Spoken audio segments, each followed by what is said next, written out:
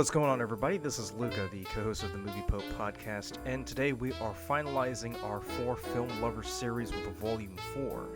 And this time we'll be chatting with Dustin Chitty, based out of Denver, Colorado, and we'll talk with art director John Helgren as he talks to us about what art directors do. Then we'll talk with paranormal podcaster Stephen Carafa, and we'll round it off with New Orleans-based filmmaker and producer Margaret Marley. So sit back, relax, and enjoy Volume 4 of 4 Film Lovers. So we've discussed 2 romantic comedies here. I do want to shift gears and talk about Solaris, because that was the first movie that I watched. I watched it on Tuesday, and by the time I got through it, I was deeply moved. I was shaken to the core, because before I considered myself a film buff, like I thought I watched every movie there was, but after watching Solaris, I was like, this is a brand new experience. I've never seen anything like this before. And after watching this movie, it made me think of a bunch of quotes that I remember hearing. So I remember Keith Richards saying, Keith Richards of the Rolling Stone, he used to say, you can't consider yourself a guitarist until you've played a Fender Telecaster, right? Jeremy Clarkson, the famous motoring journalist, said you can't consider yourself a car enthusiast until you've driven an Alfa Romeo. If you're a watch collector, you can't really consider yourself a collector until you've worn a Casio F91W.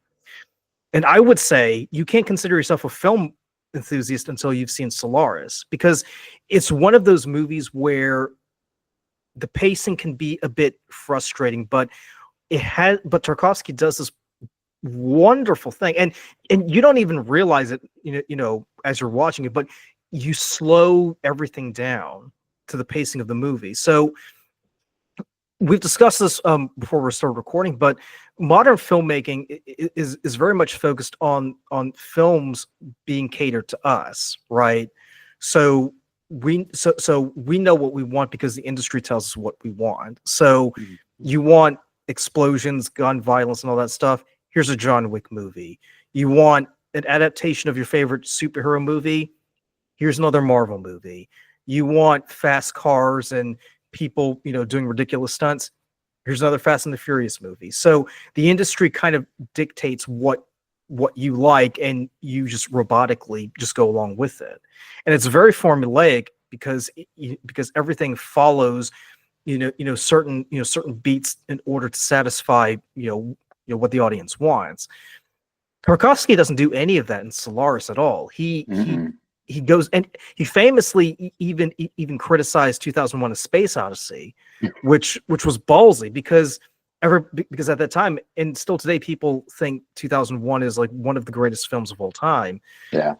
But I would argue that Solaris, if not surpass it, it's on equal parity with 2001's, because of the fact that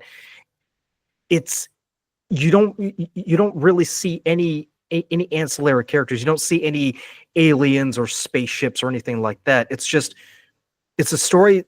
It's pretty much a bottle episode, if you think about it. It's set in one place.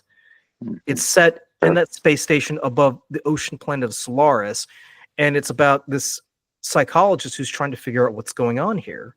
Yeah. So we mentioned this before, but with The Girls and Office Romance, these were box office successes in the Soviet Union. They pretty much follow the same, the typical formula that you would see in any rom-com around the world at any time period. But Tarkovsky, he's really, really hard to read. Can you go into a little bit about what was it about Tarkovsky and Solaris that you enjoyed, that you wanted to recommend on this list? Oh yeah, absolutely. I mean, it's such a unique film, and Tarkovsky is just a unique filmmaker. All of his films have this line that runs through them. It's almost like you're watching somebody's memories and dreams kind of threaded together. A stream of consciousness kind of thing. Yeah, right. And he backs it up by really technically savvy cinematography, right? That every image is very carefully constructed, and every image is beautiful, and you can't believe that those films were made in the 70s. They look so beautiful and stunning. Every shot, water, grass, I don't know, whatever he filmed, it just looks really beautiful. And you know, yes, his films were probably never a commercial success, you know, and in Soviet Union, most people probably turned their noses away from it. But there were a few snobs who really enjoyed the film, Yeah, and the I think elites. Yeah. the elites, I'm sure they enjoyed the film because, you know, somebody made this film. He didn't make it on his own. I'm sure there were people around him who were understanding and appreciating what he was trying to achieve. Mhm.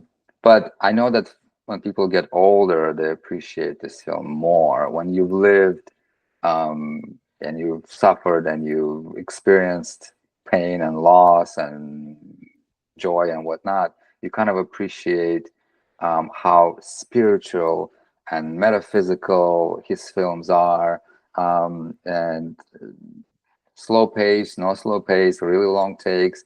If you commit yourself to watching the film, you are sure to stay, and you will walk away from the films from the after the film wraps, feeling certain way, and you don't quite know what just happened. Why is this so, like, why am I shaken, or why am I feeling extremely melancholic, and why do I want to call my friends? And you know, so so and he always said, Tarkovsky, that he doesn't really worry about, he doesn't focus on the audience's experience.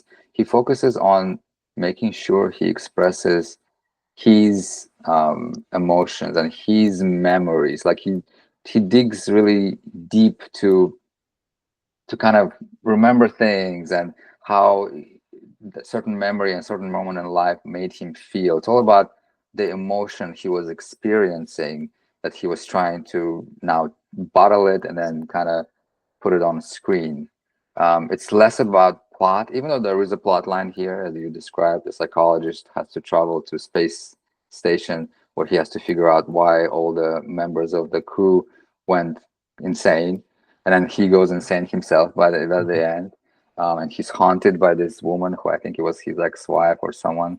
Um, yeah, so it's very much that. It's very much, don't overthink it.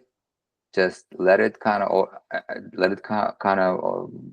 envelope you and surround you, and just give into it. That's that's the experience I would suggest with his films. Yeah. Well, I was going to say, because memory, like you said, memories do play a huge role in how he structures the narrative, and in Solaris, you see that a lot. I mean, from the very beginning, when I think it's like a committee, they're interviewing Burton, they're asking about what he saw on the plane. I mean, that's the first experience of memory, but it's memory of a different type, if that makes any sense. It's not organic as what we see Klein experience later on, where where he remembers his childhood, or where he sees his mother as a younger woman. With Burton, it's sort of this manufactured memory where he's trying to remember what he saw, because if you remember, he said that he saw like a 4 foot child standing on the planet's surface, and when they go and try to watch the footage, there's nothing there. But Burton insists, I know what I saw. I know what I saw, and I saw a 4 foot child there. And then later on, when Burton talks to Klein before he leaves Earth, he says, there's something I should have mentioned, is that the child had the face of one of the crew members' kids. Mm. And I thought, that's really, really weird. Like, so already he not only is Tarkovsky playing with your head, but I kind of get the feeling he's also playing with the concept of memory itself, because because people can choose to remember one thing, but then something can be presented elsewhere where people remember things differently, right? It's that notion where people will have two different memories of the same event, right? Yeah. So in the case of Burton, he remembers Solaris as one thing, but the video that's played for the committee shows something else. So Mhm. so what do you think about about the way that Tarkovsky plays with the concept of memory, because I feel like that was a recurring theme throughout the film. Yeah, absolutely. I mean, and to me, he doesn't even bother explaining everything, right? It all, I'm sure it all made sense to him when he was designing the film, when he was, structuring it. It all made sense to him, but he didn't bother explaining and laying everything out, neatly in the shelves. Yeah. I was gonna say, like, if you think about it, he presented the evidence to you, and then he was like, "Here it is. Make what you will of it." Все началось после того, как мы провели эксперимент с рентгеном. Воздействовали на поверхность океана сильным пучком рентгеновских лучей. Но я не понимаю. Очевидно, океан ответил на жесткое излучение каким-нибудь другим, прозондировал им наши мозги и извлек из них что-то вроде островков памяти. That's what I thought I got from it. Yeah, absolutely, and I think that's a kind of a master finding his own visual language, his own storytelling and visual language, And again, can we talk about Christopher Nolan and how he structures his films? There are a lot of elements reminiscent of Tarkovsky in his sci-fi films, but he wants to reach the audience, so his films are more structured. You have more elements of traditional structure and character development. He wants it to be more understandable by most people, whereas Tarkovsky completely forgoes all of that stuff. He doesn't worry about that. And again, I can only, when I talk about Tarkovsky's film, I can only talk about how I feel about them as opposed to what I understand and what I know about this film. I just can't.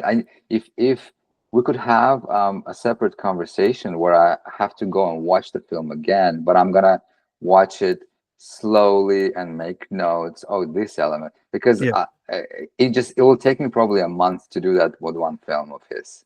Yeah, it's that layered, it's that abstract in a way. So yeah, but if you ask what my preference is, I would rather talk about how I feel about it and what emotions and I was experiencing watching it, as opposed to trying to find an explanation. It's to me, it's difficult to pinpoint specific elements in it.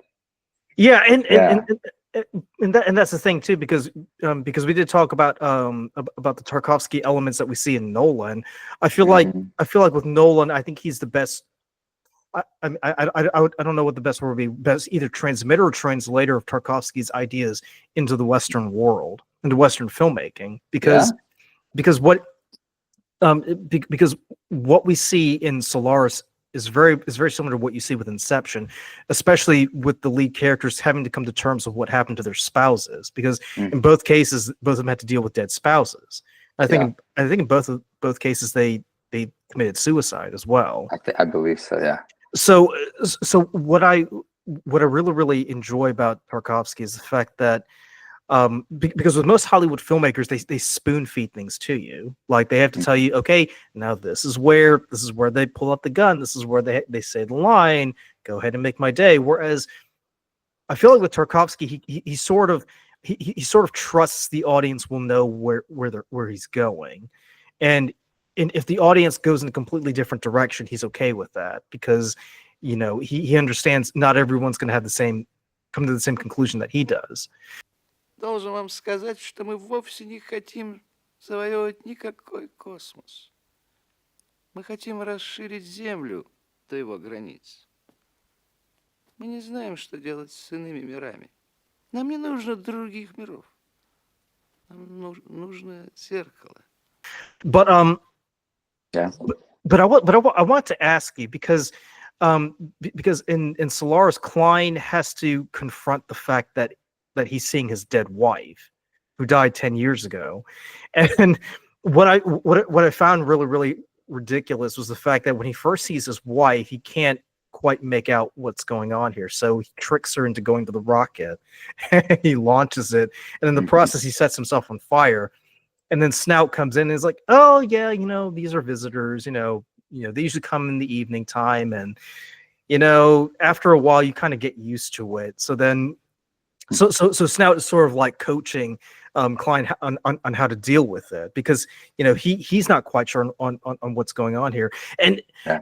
and you want to know what's ironic and what's funny is the fact that originally Klein's there to like psychoanalyze and help the crew, but in the end they're sort of helping him process what's going on. So Yeah. I just want to get your take on the whole thing, because it's just so mind-boggling. There's just so many things coming at you at once.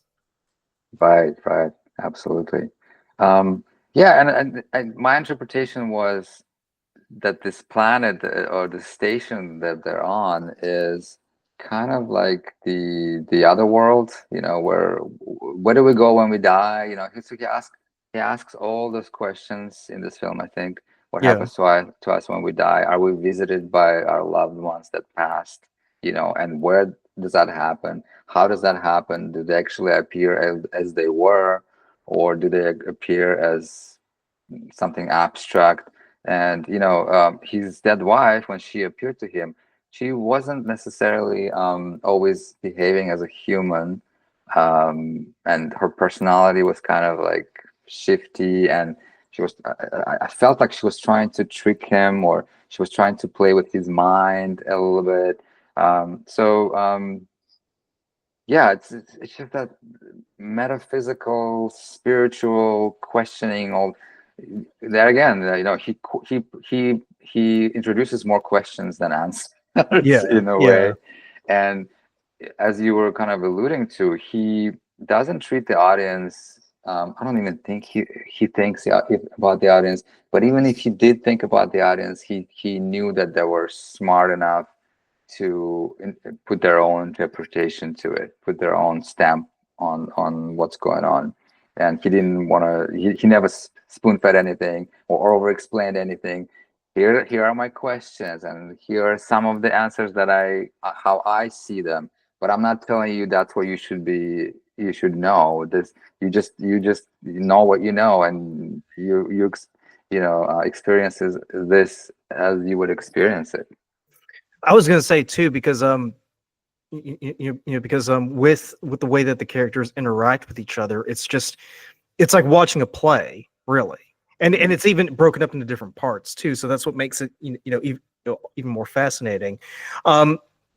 I do want to ask you about what you thought of the technical aspect, because it's very minimalistic for the most part, because apart from that brief shot of the family house that you see on Earth, everything takes place in the space station.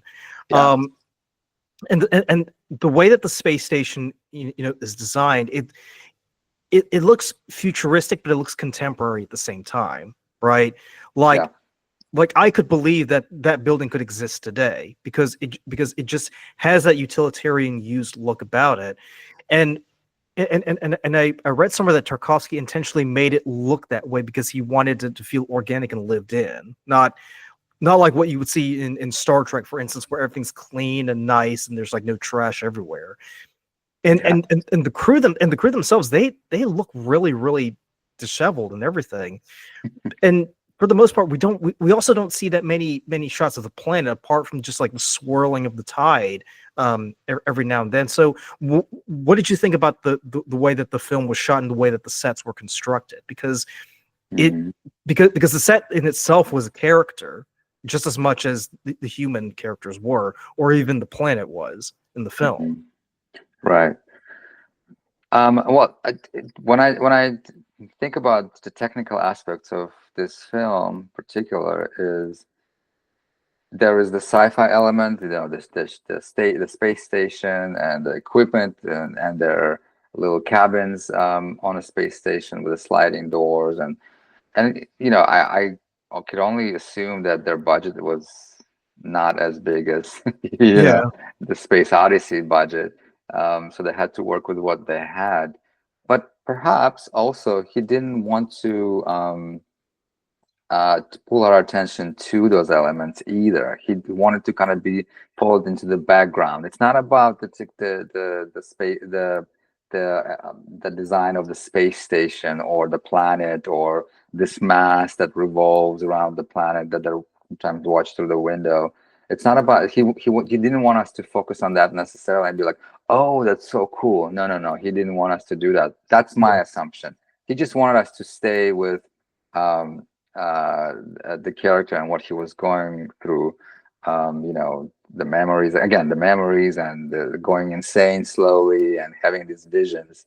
So perhaps it's that, but also I do feel like maybe he might had you know, I'm just trying to guess. He might have wanted to do something more technical and visual with the spaceship and the planet, but there was just no technology or budget available. I mean, it's possible. But the way he did it was just so masterful because the shots and Yeah. everything were just so beautiful. It's like, Yeah. I mean, anybody who studies film should should at least study one Tarkovsky film. And if you have to study one Tarkovsky film, it would have to be Solaris because of the way that he employs these shots and the use of sound too. Because there are instances where there's no music; it's just him walking along, but yet it just works. Because and I even imagined it too. I was playing in my mind like, what happens if you put music over it, and I did, and I was like, it would just ruin it. It's much better to have that stark, naked sound of him just walking, along the space station. What I also really found interesting is the fact that they kept focusing on certain paintings because you'll notice that when they're in the library and they're having Snout's birthday party, like you'll see shots of like Peter Bruegel's paintings of like the Winterscape, and it's really hard to pin in an interpretation. But I just wanted to get your thoughts. What did you feel about the whole focusing on like what was just like random artwork? Yeah, and I think again it goes back to that word memory. I think it probably was a painting that he was staring at as a child and couldn't kind of understand why, and maybe maybe his parents had the replica of the painting in the house, and that's what kind of he connects his memories to, and that feeling of melancholia or loss to it. It's I think it's, if I were to interpret it, I think that's what it is. We don't, what's the meaning of them? There's no meaning of that painting. It could have been a different landscape painting, but I think it's specific to him. And going back to the shots that you were saying, how stunning they were. And that's what I'm also kind of like learning as a filmmaker is we can get as technical as we want, but I think once you put emotion to it and your own memories and how you felt at a certain moment in your life, that definitely enriches how you frame and where you position your camera. I know it sounds a little pretentious, right. To a layman, it wouldn't make any sense. But to anybody who is either a director or writer, cinematographer, that would make sense. Yeah, it's very because it's very specific to every filmmaker. If they put their emotion to every shot that they make, it will definitely change things. And I think that's what he goes from. Yes, it's this beautiful hallway of things are kind of broken in there, right? As I remember, but we do see these large windows on the left where there's just this fog and whiteness in there. Yeah, and stays with you for some reason, even though it's not as impressive as Space Odyssey spaceship, right? It's rotating and whatnot. It's just very static, but it's very impactful. And I think because he loads his shots with his own emotions and memories. But I think that's what makes it, all the more powerful, and it is the fact that there's nothing else to distract our attention. We have to focus on what's going on with the characters, and the fact that you have this psychiatrist or psychologist who is forced to confront his own personal failure, i.e. having to see his dead wife. I feel like that in itself, is a compelling storyline. Yeah. But to add on these additional layers of being in a space station and possibly dealing with a sentient world that's probing memories and manifesting, our deepest thoughts into physicality. I think that just adds more to the mystique.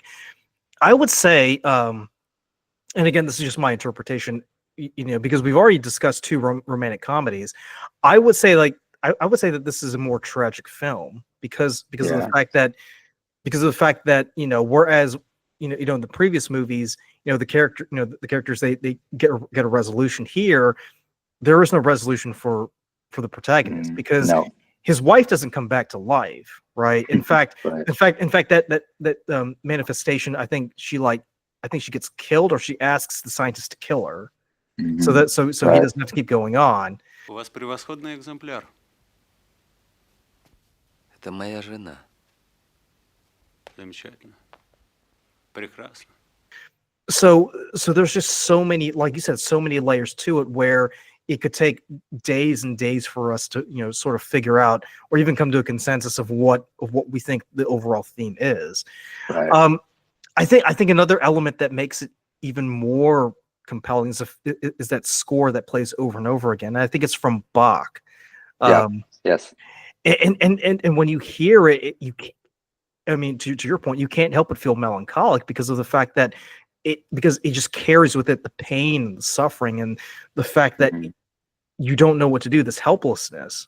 And it just fits in the whole storyline because there really is this element of helplessness. There's really nothing you can do. That planet is just going to do what it wants, and you just have to go along with it. And also, I forgot to mention, as I was reading the credits, the sounds were designed at some experimental sound studio. I don't know. That's right. Somewhere he found it, probably, maybe not in Moscow, but maybe St. Petersburg or something, because that's where most artists are. Yeah. But that's very interesting. Yeah, the sound and music really works well here too. Yeah, I mean, and as a filmmaker, you understand just how important the score is because a really good score can amplify the the moment in the scene, whereas if you choose the wrong score, it can completely negate any intentions you might have in wanting to make the scene either powerful or have any resonance with the audience. Yeah, I always say that music is the best thing that humans ever invented because it just tugs somewhere on the inside, and you don't need to analyze it. You just feel it. It has that immediate impact. I think even faster than visuals. Once you hear the notes and hear the melody or the sounds, even it just kind of it's so integral to who we are as beings. It's in our blood somehow. Before even the images come in, because even if you listen to the soundtrack to this, maybe without the pictures, it will make you feel the same thing. Yeah, and I even listened to that Bach piece afterwards. I'm like, it totally fits with the movie. Yeah. No, I will say this too, because because this wasn't an original script. This was based on a novel written by Alexander Liu, and Liu himself was involved in the writing of the script. But even then, Tarkovsky, added a few elements to it. So like the intro, the beginning scenes where the committee is interviewing the pilot, that wasn't in the novel. That's something that Tarkovsky added on his own. If I'm honest, I think it was based on a book by a Polish writer. Yeah, it's Alexander Liu. Yeah, or Stanislaw Liu. Sorry, Stanislaw. I don't even can't pronounce. Stanislaw Lem. Lem. Sorry, Lem. Yeah. Lem. Yeah, that's right. Yeah, Stanislav Lem, because they got Stanislav Lem to help co-write the script for that movie. Now, I didn't realize this until later on. There was another version of Solaris that was released probably like 20 years ago that starred George Clooney. Yes. And I remember at that time I thought this is like a really, really weird movie. And I watched bits and pieces of it, but it didn't have the same resonance as Tarkovsky's version, right? Because I think here they kind of overdo it on everything. So everything that Tarkovsky railed against about the focus on technology and trying to make a sci-fi movie more sci-fi, Steven Soderbergh is guilty of when he made that version of Solaris. And I think that's why, the 1972 version is far superior than the remake. Yeah. On Well, that. here, we're under the pressure of making money with film, no matter how personal or artistic we think it is. There's always this underlying pressure. Somebody's financing this film, so they're expecting it to make money. So every decision that's made about the aesthetics and the tools and the design of the film or structure of the film kind of somehow is influenced by the fact that at the end of the day, this film needs to make money or I will never make another film, And having George Clooney and that brilliant actress that plays his wife, I'm sorry, I'm forgetting her name, but she's so great in it. It's just, not enough to sustain the commerciality of the film, I think, maybe. I'm not the one to criticize other films necessarily, but you're right. If you're comparing the two films, the original film is loaded with his unique personal emotions and personal memories. Again, that word, Yeah, and I was gonna say, like, for anybody who's getting into Soviet films or Russian films, I would highly recommend watching Solaris as one, if not the intro film, at least one of the first films you should watch in order to understand. Because another thing too, because when I was watching it, it made me think of Dostoevsky, because just like Tarkovsky, Dostoevsky isn't just going to take you on a straight line. He kind of weaves in different storylines and different concepts and ideas, along with the main story. And that's sort of what you see with Tarkovsky, is because he's not going to, get you from point A to point B, but that's why we love it. It's because, these are movies that make you think and are very thought provoking. So we're getting close to the end. So Art, I can't thank you enough for taking time out of your day to discuss these films. We definitely need to come back soon to discuss more Russian films, because you gave me a huge list. And I also do want to talk about other films made in the other Soviet countries. I think I told you I was watching a movie called The Teutonic Knights, which was made in Poland in the 1960s. So maybe that's something we can take a look at later on. I would love to, yeah. And thank you again for having me. This was so much fun, and I feel like I've heard you kind of opened my eyes to other elements in the film that I've seen, and your interpretation of it. I'm like, oh, I'm gonna have to watch it again. But that, yeah, absolutely. But that's the thing. It's because with the with certain films, you can walk away with like one conclusion and you're not wrong. So like for instance, with The Girls, we definitely know what happens at the end. And then with Office Romance, we know Anatoly and Ludmila, they get married and they have another kid, as it says at the end. But with Tarkovsky, and I feel like at some point we should do an episode where we just focus mainly on Tarkovsky as a person, because he is such a mysterious figure to me. And he also comes off as a sort of like the enfant terrible of Soviet filmmaking, because all the other filmmakers in the USSR, they pretty much followed the playbook. Tarkovsky comes off as someone who's like, he's like, okay, I'll do it, but he has his fingers crossed behind his back. So like, as soon as you give him the money, he's going to make something completely different. Right.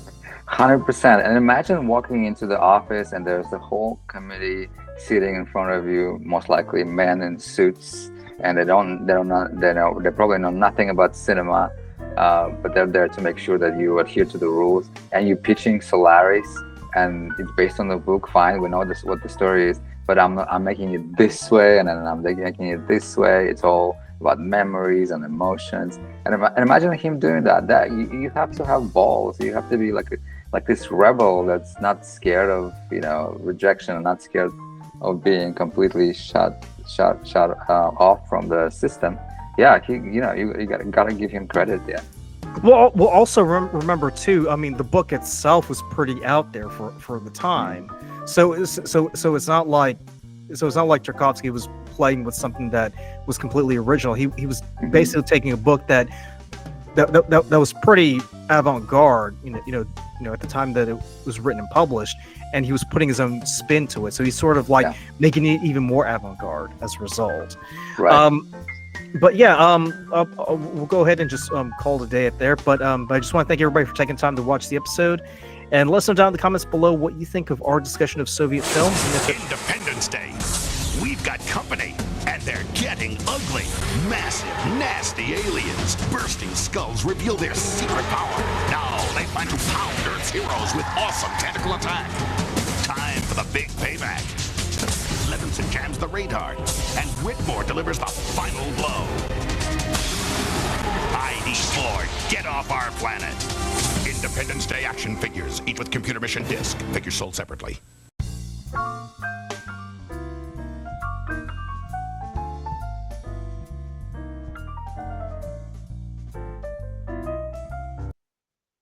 Hello and welcome back to the Movie Pope podcast. And today we are celebrating our nation's independence. And what better way to celebrate our nation's independence than by doing a double review of ID4 and ID Resurgence. Now, Lee and I, we were both 9 or 10 years old around the time that the first Independence Day movie came out, and I gotta say that movie kind of captured everyone's imaginations, because yes, it was totally bad, but at the same time, it was one of those movies that you thought was one of the coolest things you ever saw as an elementary school kid. And now 20 something years later, we get its sequel, Resurgence, where now as adults we kind of have to, do you even scratch your head at this or what? Because it's just a huge mess that Roland Emmerich thought sounded good in his head, but when it actually materialized on screen, it was like the equivalent of a Jackson Pollock painting. But before we dive in, remember to like, comment, subscribe, and let us know down in the comments below what you think of ID4 and ID Resurgence, and if you had any good memories. And let's go ahead and dive in. Lee, why don't you go ahead and take us in with Independence Day and Independence Day Resurgence? Yeah, absolutely. So, and I agree. So Independence Day came out 96, right? So I would have been 7. I know you're a little bit older than me, so I don't need to add any more years. So I guess anyone that wants to do some math can figure out our ages. But yeah, Independence Day, right? The first one, I have a soft spot for, right? And I think some of that is just because of, like you pointed out, it was, you watch it as a kid, it's this big bombastic action film. And it's kind of that, kind of like disaster porn that I think got really prevalent. Like, you kind of see a lot of those type of disaster films, kind of in that time frame. Yeah, because around the mid to late 90s, that's when you start seeing all these, disaster movies like Deep Impact and Armageddon and Independence Then you got Day. like Day After Tomorrow, which I want to say is like maybe 2001. I don't remember. I don't recall when that one came out, but we still would have been in school around that time. Yeah. Oh, that was 2004. But yeah, like in that time frame, there was a lot of these types of films that I think got a whole lot of prevalence, and I think some of them, work well for what they were. And I would say Independence Day was, I think, a good example of one that worked for the most part. And I'm going to just state it like that because, what I appreciate with the first one was like they just throw the aliens at you immediately. Yeah. There's not really a whole lot of buildup. It's just kind of like, we're here and there's some weird beeping thing that I guess is supposed to be like some type of communication. And we pretty know that aliens are here, right? And I like that. They just didn't really, there was not a whole lot of fluff. They're just like, look, aliens are coming. We just have to deal with it. And I think they kind of do a good job of gradually introducing them. They kind of like, oh, they're here. They're at the moon. Now we have, this big alien ship and then, a bunch of little alien ships dispersed from it. So I'm like, okay, cool. They kind of do a good job of building up the suspense of it. And I think what I enjoyed about that was it kind of really builds the tension, right? So, David, who's played by Jeff Goldblum, he kind of finds this code within our satellites that pretty much is like a ticking timer for what's going to happen, which is this big old destruction. And I kind of enjoyed kind of the build up to that. And I will say this, and I think this is what I liked so much more about the first one than the second one, was we have this big old like attack, right? And of course the aliens, they like to attack all these major monuments, so I won't get into that, because why do they know to attack these places? Who knows? But they do this, and it looks really good, and it still looks good today. And it's very iconic too. Yes, absolutely, right? Like, I think people remember, the White House exploding or the Chrysler Building exploding. Like, there are moments that are like that, and it's done with fantastic miniature work. And I think I saw somewhere that there was more miniature work used in this film than any film ever. And honestly, with how much more prevalent that CGI and everything is today, that's probably a record that will never be beaten. And I think because they chose to do it like that, it just ages better because the effects just look good. Now, of course, there's times where, it doesn't look very real. You could tell it's a miniature, but for the most part, at least for myself, it works. So that's what I liked about, kind of like, all the bombastic stuff. I think it just looks really good. I give huge props to all those teams that are part of that process, because that must have been quite a challenge to do all that type of work. So I give them total props for that. And I think where it starts to get weird for me is the Area 51 sequence, right? I think this is where things start to get a little bit kind of like weirder for me. So, we have the aliens, Will Smith's character. I don't even remember his name. I think it's Hiller. Yeah, sure. Captain Hiller. Yeah, that's right. Because his kid's also, in the second one. But, he ends up there's this kind of like, altercation, and pretty much, the fighter pilots all pretty much get taken out. But Will Smith managed to take out one of the aliens and brings it to Area 51. And this is just where things to me kind of get bizarre, right? Like, I know it's an alien movie, so you shouldn't put a whole lot of stock into kind of the story, but why would the Secretary of Defense never bring up the fact that we have these aliens already? That to me was just like, why would he never bring it up? Why is this not something that gets discussed? I feel like if we're literally at combat with freaking aliens, I think if you knew anything that would have been beneficial, you would bring it up. So I don't know. Where did the movie start to kind of fall apart for you? I mean, to be fair, like, the movie kind of fell apart once we started seeing Captain Hiller and, and his, what would you call her, girlfriend or fiance, kind of just like smooching up. Because I'm like, look, it's an alien movie, or alien invasion movie, right? I don't really care about the personal lives of all these people. I just want to see some aliens attacking people. And that might seem a bit harsh, but I'm the sort of person where it's like, just keep the story simple. All right, you don't need to pile on about all these personal, things going on, between the characters, right? Because because these disaster movies, they're not really, what's the best way of phrasing it? They're not really well adept at telling, dramatic interpersonal stories, right? They're good at one thing and one thing only. It's just telling a story about the Earth, either getting destroyed or nearly getting destroyed, and fancy explosions, just to make things a bit more interesting, really.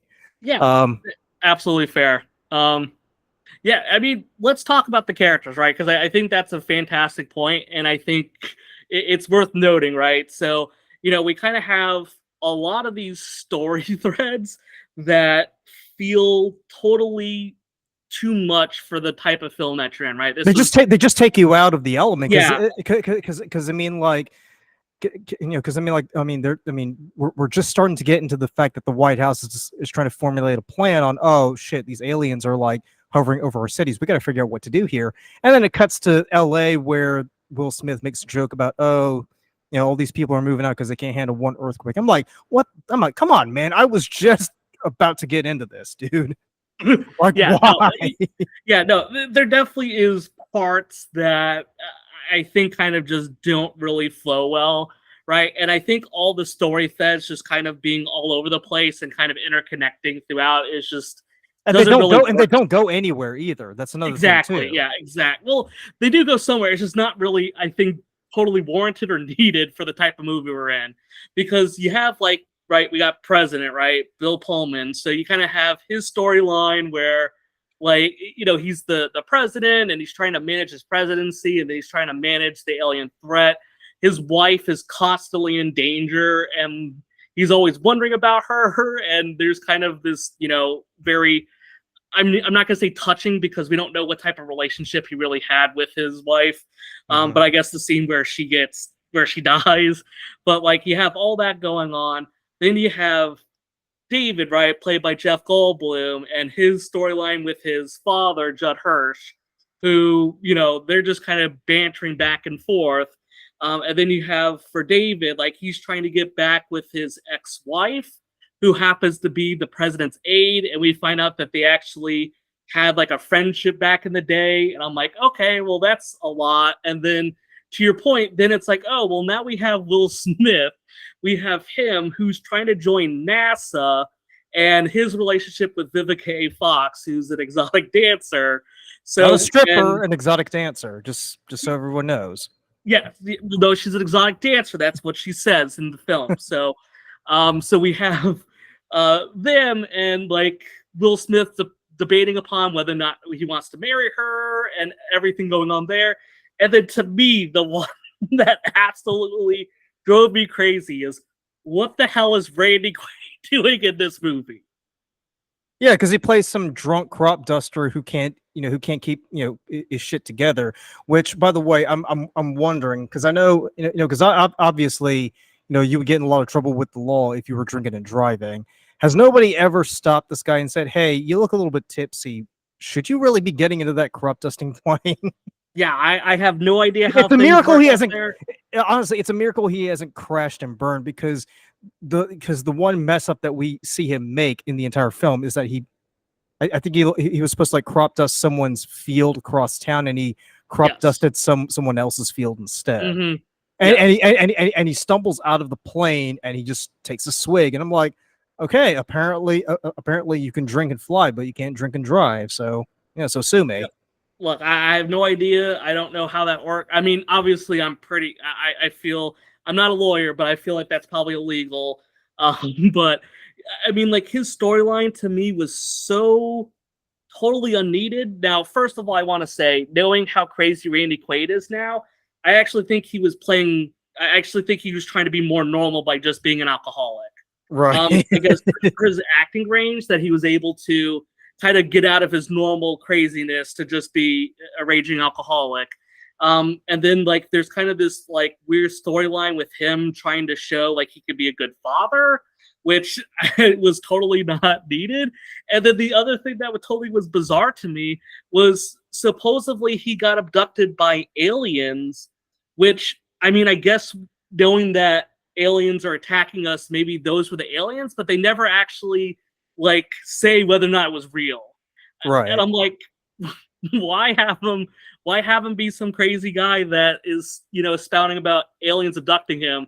You introduce aliens, but then you never actually prove to us that the aliens abducted him. Well, not to mention too, you also have to add in the obligatory, conflict with the kids, because the kids, they can't, stand him being an alcoholic pilot, and Of course.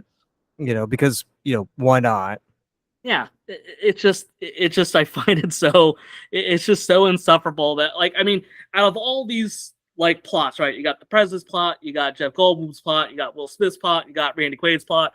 I'm like, you have to, like, cut some of this stuff out, right? It's a 2.5 hour long film. I think that you could have just totally got rid of Randy Quaid and the film would have been fine. Right. It totally was just not needed. So all that stuff, just get rid of it, be done with it, because we don't need all that nonsense. But here we are talking about Randy Quaid. And actually, I have a very fun anecdote I will save for the end when we talk about the finale, because I don't know if you know about this, but it'll be fun to share. Okay, gotcha. But yes, we have all these just, like, crazy plot threads going on. And like I said, it kind of culminates with, we got, the aliens, they bring them to Area 51, which I guess the Secretary of Defense magically knew about it, but nobody else, including the president, didn't know about this, and failed to kind of acknowledge or talk about anything. And then this is to me where things just fall into the absurd. So we have this, aliens had destroyed all these places, and I like how Will Smith's fiance or not girlfriend, right? Because they're not married or anything yet. So Will Smith's girlfriend it survives the blast, and then Will Smith somehow he takes a helicopter and somehow finds them in the middle of nowhere. and the whole time I'm just like, I don't know. Like, I feel like I'm kind of worried there. Like, maybe Vivica A. Fox was somehow lowjacked or something. So this way Will Smith never lost sight of her. Like, I don't know. Did you notice that? Was it like as weird to you when he just like magically found her out in the middle of nowhere? He's a very, very good pilot, man. It's a shame that NASA didn't pick him up, because he would have been really, really good at finding those aliens, Yeah, I know, right? I mean, we're talking about finding, a needle in the haystack is not even, I think, a good enough compliment to how he was able to find his girlfriend there with everything going on. So, not to mention too that half of LA is like literally a scrap heap. So yeah, geez, not even half. Like 95% of it is literally nothing. So yeah, exactly. But hey, we just magically find the girlfriend, and then we're kind of at this point where it's just like, oh, we're totally defeated, and then David is like, oh, we should give the aliens a computer virus. And like, look, I get it. Like, it's 96. We're not as maybe technologically savvy. Because the internet was in its infancy at that time. So it's like back then it probably would have been like, oh, a computer virus. How novel, I know. Yeah. God, no, right? God, we're so old. It's like, oh yeah, like this is great. Like we're gonna get in front of all this technology stuff, and they're just like, yeah, we're just gonna create a computer virus, which nowadays it'd just be like, it's like common sense. Like, yeah, it totally is implausible to have it work.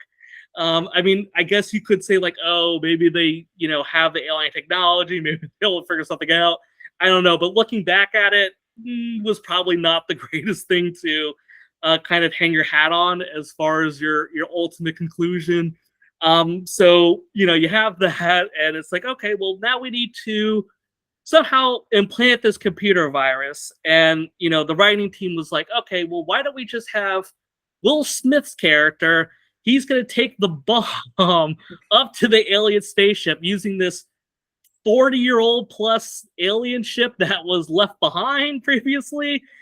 And it's just like, okay, like, no, like this is like getting more and more ridiculous by the minute. I was gonna say, do you want to know what's even more ridiculous is the fact that Will Smith volunteers to go, and he's like, I've seen them in operation, I know how they work. I'm like, really? So you actually got into their little ship and figured it all out, did you? Yeah, like, exactly. Okay. I don't think, to me.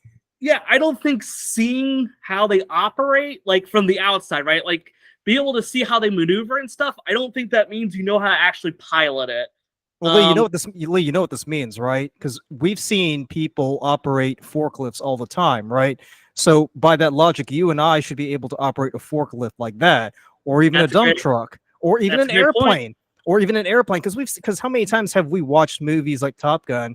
We're very observant people. I think you and I could very easily fly an F-16, Yeah, I agree, man. All you gotta do is just press the buttons, and then we'll get going with it.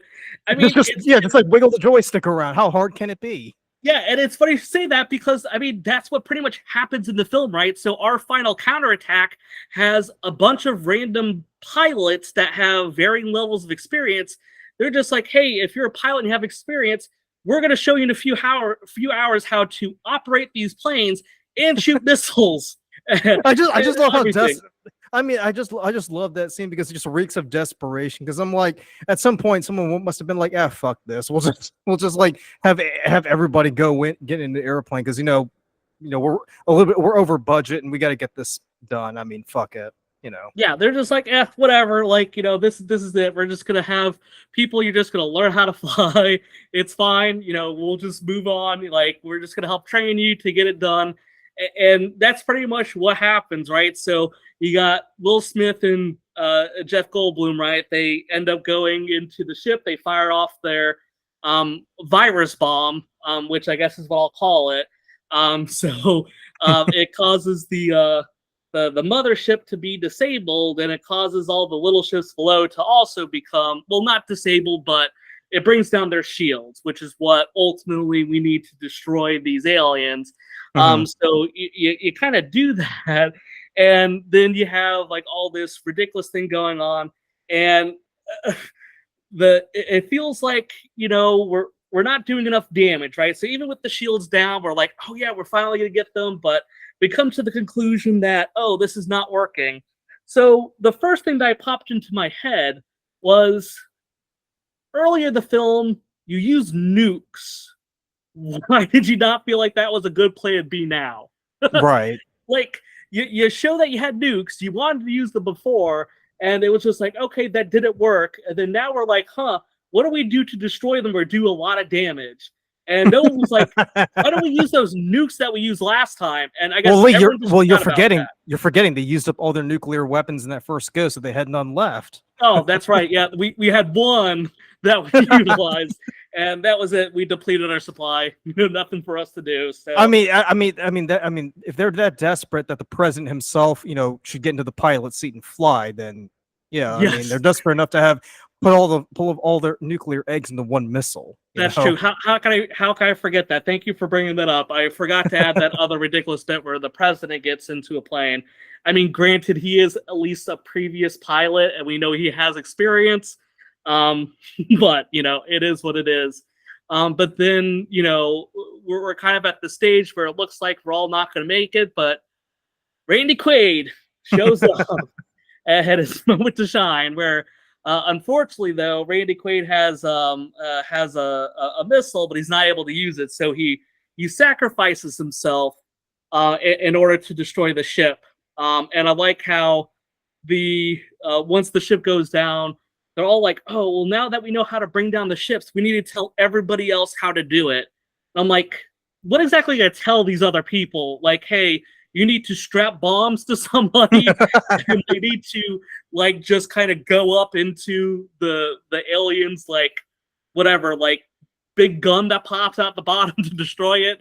That's a one-way mission right there. Yeah, exactly. Like, I guess that's what they're going to be like. Hey, we just need to have a whole bunch of kamikazes going there. That's how you kill it. So, but hey, that's how the movie ends. And then, we have all these nice plot threads that come together and everyone's happy, where we got Jeff Goldblum's character that seems to rekindle his relationship with the president's aide, which gets lost in the next film, but we'll talk about that in a moment. We have Will Smith and Vivica Fox. They're all happily together now. And it looks like the day is saved. So, but yeah, that was just the craziness that was the original Independence Day. And it's, like I said, to me, I was totally fine with it. Like, I like the first two acts, I think, really stick out to me. Yeah. I like kind of the introduction to aliens. I like how, we don't know a lot about them. They kind of slowly start to kind of be a part of the plot. We get to finally like kind of see one in the flesh, so to speak. And I think the buildup was good, even though, like you point out from the beginning, there's just a little bit too much with all the characters jumping back and forth.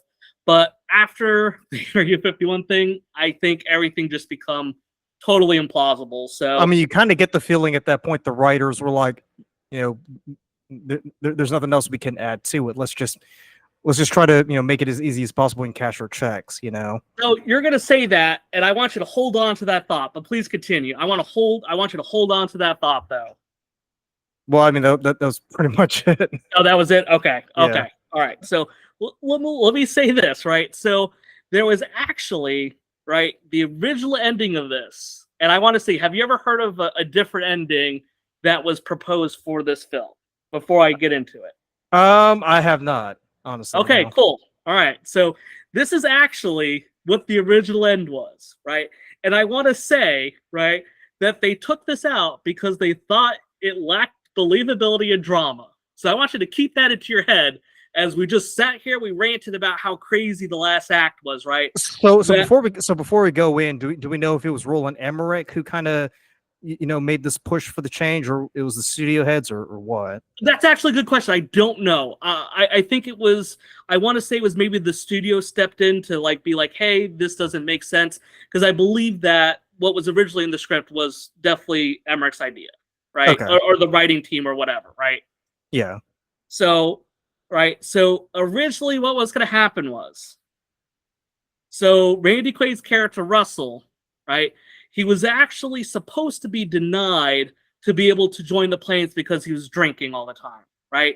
So initially that was supposed to happen. So what was in the original cut of the film was he was supposed to strap a bomb onto his crop duster and fly it into the spaceship to destroy it. That was the original one. Okay. I could not believe when I read that because it totally took me back because I'm like, you know what? Like, this movie is all over the place. You have all these ridiculous things happening, but you feel like that was the thing that was a step too far. I don't know. I think that would have been the perfect conclusion to that. Is just to see him on his crop duster with a giant bomb strapped to its wing and just driving into it, right? That would have been great to me. I sort of like imagine it like in the seat behind him, just tucked away while he's flying into the alien ship. I actually like to think about it like it's just kind of like strapped overhead, like on the wings, and it's just kind of like you have this giant bomb just sticking out in front as it's just strapped to the roof. Could you imagine what the dialogue would have been like? They're like, "What the hell is that guy doing?" And like, okay, guys, it looks like this is our solution. There's the crazy kind of crop duster that's doing it. Let's all just, let's drive a path for him. And I'm like, oh my goodness, that just would have been great. It's kind of it's that proverbial the pot calling the kettle black. Really? Yeah. Yes. That's what it is, because it's like, it couldn't have been. I mean, the movie is already insane as it is, and then for them to say, we're not going to do a bomb strapped to a crop duster, it's too crazy. That's like, I'm like, that's really rich of you to say that. Yeah, I know, right? Like, that's the part that was too much. Like, we have aliens that have these like, I don't know, really weird looking like suits on the outside, and you open them up, we got the alien on the inside. We have computer viruses that we're using to destroy them. They have like a super faulty thing like the Death Star, which is just like, oh, well, this is how we destroy it. We just gotta, kind of like just blow something up on its giant gun when it's about to use it. So it's got this weird fault in it. And then, but no, a bomb on a crop duster, that's where we draw the line. So, but yeah, that was how I wanted to share that with you, because I thought that was a great thing. To this day, I'm definitely one of those is like, release the crop dust and cut. Like, that's what I want to see. Did they actually film it, or did they like cut it out during pre-production? So I wasn't able to really locate anything about it. So I don't know if anything was filmed about it. Because I'm thinking, because with the way you're describing it, it kind of sounds like what might have happened was they presented the script to the execs and said, "This is what's going to happen in acts, 1, 2, and 3," and then someone must have piped up and said, "Hey, we looked over everything for Act 3, and we want you to cut this out and rewrite it as this." Yes, that's entirely possible. I wish there was. I wasn't able to locate anything. I definitely wished there's a little bit more I could have found. There probably is, but I have no research skills, so it just didn't happen. But that's how it kind of ended. And I definitely would be interested. I guess we'll have to see if there's maybe anything about it afterwards. But yeah, let us know down in the comments below if you know anything about this, about the original ending for the movie. We'd love to hear from you about that, because now I'm curious. Yes, tell us about how the crop duster would have been a part of it. Definitely, if there's any actual visuals of it, because that'd be good. But yeah, that was it. And like I said, I think for the movie, yes, it's totally bogged down. All the story beats are just ridiculous when it comes to the characters. They try to do too much. There's just way too many characters that you're trying to pile into what's ultimately an alien disaster film, right? So this isn't, I think the best way to use your 2.5 hours is to go through all this. But I will say this, I think the pieces when they work, right? I think the first act and a half, 2 acts were fine movies, right? I think as far as what you're looking for. I think the special effects really hold up now. Some of it definitely looks cheesy. I don't want to pretend like it's perfect. All we need to do is talk about, Boomer the dog as he's running through the tunnel with all these explosions literally going around. Oh, yeah, that's right. That's right. So, I mean, yes, like some of it doesn't really add up very well. But, but it was the 90s, though. I mean, come on. Yeah, that's true. Yeah, like I said, it's fine. And, obviously we had a dog in the second one, too, because it was in the first one, had to be in the second one. But, like I said, luckily Boomer did survive for all those people that were worried about Boomer the dog. But, and I think, like I said, all the technical stuff, especially with the miniature work, is just really, really good. And I think that's why I could watch this, even though it's, almost 30 years old now. So I could sit here and watch it and be like, you know what, this can still be enjoyable if it's not totally bizarre. But as I said, the last act definitely just kind of got into craziness. I get that the virus plot was probably more sensible back in 96, but now looking back at it, it just is totally stupid. And all the things just kind of working magically and, having all these character threads all just kind of came together, felt super sappy. But, it is what it is. I would give it 3.2 out of 5. It's a totally fine, serviceable film, as long as you could turn your brain off for the last act. Yeah, I mean, it's one of those movies where it's like, if you try not to think too hard about it, you'll actually enjoy it. Yes. I mean, for me, I'll give it a 3 out of 5 just because I'm very nostalgic about this movie. It's one of those movies that, that you go and see, and then, the next day you act it out with your friends and, in the neighborhood, because it's just one of those movies that kind of gets you riled up and you just get all excited about it. I remember as a kid seeing those commercials on TV about, get the new ID4 ship from McDonald's now with your Happy Meal. So for me, as much as I want to sit back and say, well, that's dumb, and that's dumb, I at the same time, I'm like, this did play a huge, well, not a huge role, but a big role in my childhood. So it's one of those movies where I can be a bit more forgiving in spite of the fact that it's campy, in spite of the fact that it's cheesy. It's just one of those movies where, at the end of the day, it just makes you feel good, right? It's almost like comfort food if you think about it, or it's something to kind of fall back on when you just want to, just not think about things. Now, its sequel, Independence Day: Resurgence, that for me came out of nowhere, because when I heard about it, I was like, "They did what?" So I thought it was a joke. I know, because at first I thought, they really didn't need to make it, right? I mean, the way that the original ended, it was like they could have just left it there, and rode off into the sunset, and that would have been it. But no, Roland Emmerich decided, 20-something years later, hey, you know what? Let's go ahead and, do a follow-up sequel and try to make it even bigger and better now that we have CGI effects. So Lee, why don't you go ahead and take us into, this literal disaster of a movie, Independence Day: Resurgence. I think that's fair. It's fair to describe it like that, because I thought that this was really a disaster. And it's funny, right? Because, we look at it, and you brought up the fact that, like, oh, cool, we got all this CGI now that can make it look good. But honestly, it just made it look bad to me. I mean, you can tell, in certain scenes. Oh, yeah, absolutely. Like, there were, like I said, there were a few cool scenes, right? I don't want to totally take out of it. There's definitely a ton of really good work went into creating this stuff.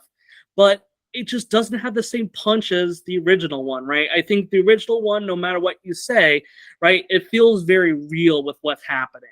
I mean, well, And the original one was original, if you think about yes, it. exactly right. You know, we got this. We had these designs. I mean, that scene in the original one where the alien wakes up and hijacks Data, right, and didn't kill him, which I think we'll bring up in this one, right, because they definitely imply he's dead in the first one. Exactly. But I guess just rendered him unconscious. But like that scene was actually creepy, right? In the first one, like it was just like, oh my gosh, like he's got the little tentacles wrapped around him, and it feels like it was all very real, right? Like that there's some type of animatronic or they got something going on there, and they're utilizing it, and it feels creepy. In this one, the exact opposite, because like everything just feels so fake. Even kind of the opening, it's just like, why? Like it just starts off with CGI nonsense. I like how at the very beginning, right, there's this speech by the president, and she's sitting there talking about like, oh yeah, well, ever since this attack, we've had 20 years of no armed conflict. Nations have put aside their petty differences for the betterment of the world. And I'm like, oh, this is satire now. Like, I get it. Like, it's totally bullshit. Like, I like how you literally were talking about how you want to take out ridiculous things in the original one, and you open up with this premise that, all the nations just all like, we just put aside all of our differences to be okay with each other. And I'm just like, no, like, that's stupid. And then it pretty much plays beat for beat. What happened in the first one happens in this one. Except for there's good aliens as well. That I guess was about the only thing that's different in the story. And they bring back some of the old characters, but then they totally don't for others. And I found that super distracting. I mean, obviously the big one's going to be a certain Will Smith. Yes, right. And I mean, like, look, I get it, right? Like, I'm sure, back then Will Smith wasn't as big of a name. Now, much bigger, probably didn't want to be tied to quite I would say a project that's there to be a money grab as far as anything else. But like, they have his son a part of it now, right? Who's played by A-Train, right? Which I didn't remember when I watched the first time, or it didn't dawn upon me until I rewatched it. I'm like, oh, that's A-Train. Yeah. So, yeah. So he's, the son is all grown up. And I like how, for Will Smith's character, like, what can we do with it? Oh, he died during like some flight testing. And I'm like, like that's not fun. Like he was one of our main characters in the first one. And like, yeah, you probably don't want to like bring him back or something, but why do it like that? Like, I mean, it's been 20 years. Like you could have put in somebody else. Like it might have been like, oh, that's not Will Smith, but at least I could accept that a lot more than, bringing, his kid up to date. And it's just like, no, Will Smith died. And he didn't even die doing something. It was just flight testing stuff. Right. I'm like, oh, okay, cool. So that's how we kill off one of the characters. And then Vivica A. Fox shows back up in this, and she's there for maybe a minute. And, but remember, she's no longer an exotic dancer. She's now a doctor. Yes, absolutely. Because, in the first one, it was kind of brought up, and, she didn't have any issues with her career. Like, she even tells the first lady in the first one, like, you know what? Hey, it's good money, and that's what I care about. And I'm like, okay, you know what? That's fine, right? Like, it's a profession that she gets what she needs to out of it, right? They're being real and honest about it. Yeah, like, that's just the reality, right? And then, I think like people talk about like, oh yeah, I stripped for med school, I stripped to be a lawyer or something, and they're like, yeah, that's what we're gonna have her do. So now she's just kind of like some type of doctor, right? I don't know if she ever got a title, but she's now a doctor, and I'm like, oh, okay, cool. So was it really necessary? And the fact that she's only on screen for a minute makes it totally pointless, because then A-Train shows up and watches her die, and I'm like, okay, so this was totally pointless. So you brought in A-Train, his dad is out of the picture from the first one, right? Will Smith's not in it. His mom dies within a minute, so I'm like, okay, well, this is kind of useless now to have in the story. It's the first of many deaths to occur in this movie, by the way. Yes, so yeah, exactly. Because then we got Bill Pullman, right? So they bring back Bill Pullman, right? Who's, now he's like, kind of decrepit. People think that he's a little bit off his rocker, but we find out that actually he's, able to, kind of see the alien stuff because of, because he's linked to the hive mind. Yeah, exactly. Yeah, because he's linked to them just like some of the other characters. And they bring him in, and like he's like, old and decrepit now. And, once again, when they're, needing to have someone step up to attack the aliens, they're like, okay, cool. We're gonna have him once again. He's to be a fighter pilot, and this time he's going to do the Randy Quaid sacrifice to hurt the Queen, right? So that's his story thread. So we got the president for the first one, who was a super cool guy. He had his big speech in the first one, and he kind of had another speech in the second one, but he's just kind of like, we're just gonna bring our ticking time bomb in there, and we're just gonna blow things up. Well, also keep in mind too, like he also acted a little bit like Randy Quaid's character throughout the movie. Yes, he definitely feels very much off his rocker. And then we got the and two, right? So he also, like in the first one, right? We had the very iconic scene where the alien takes control of Data. So now in this one, right, it takes control of the ex-president, excuse me. So that also is just another like rehash of something that we saw in the first one. But yeah, it's just kind of like replaying those same beats. Let's see here, who else we got here? Oh yeah, we got Jeff Goldblum. And we have this whatever relationship we have with Judd Hirsch in this one, where they seem to be kind of estranged. In the first one, there's kind of this, so for Jeff Goldblum, right? So we, have his character, and he's kind of seems to be in this, seems like him and his father seem to be a little bit distant now. So you kind of have this rehash of the story, but in the original one, we kind of had this nice moment where Jeff Goldblum kind of rekindles the relationship, right, with the president's aide, right? Uh-huh. So that was kind of this nice little story that's happening. In this one, there's just some new girl in it. Like, she's barely in it. Like, there's just a few hints that maybe they were together in some extent in the past. Now it's just like, whatever. Like, I don't even know if they do you remember if they even brought up what happened with him and his last relationship with the president's aide? I feel like they didn't even discuss it. I think they might have killed her off. Oh, gee, did they really? I think so. Damn brutal. All right. Well, yeah, so I guess, we just have that going on, and, kind of just not really needed. I like how, talk about like ridiculous things. So Judd Hirsch, right? He survives all this banana stuff that's happening around him. And he ends up meeting up with these like young group of kids. And eventually he's driving a bus to Area 51 at the end of this film.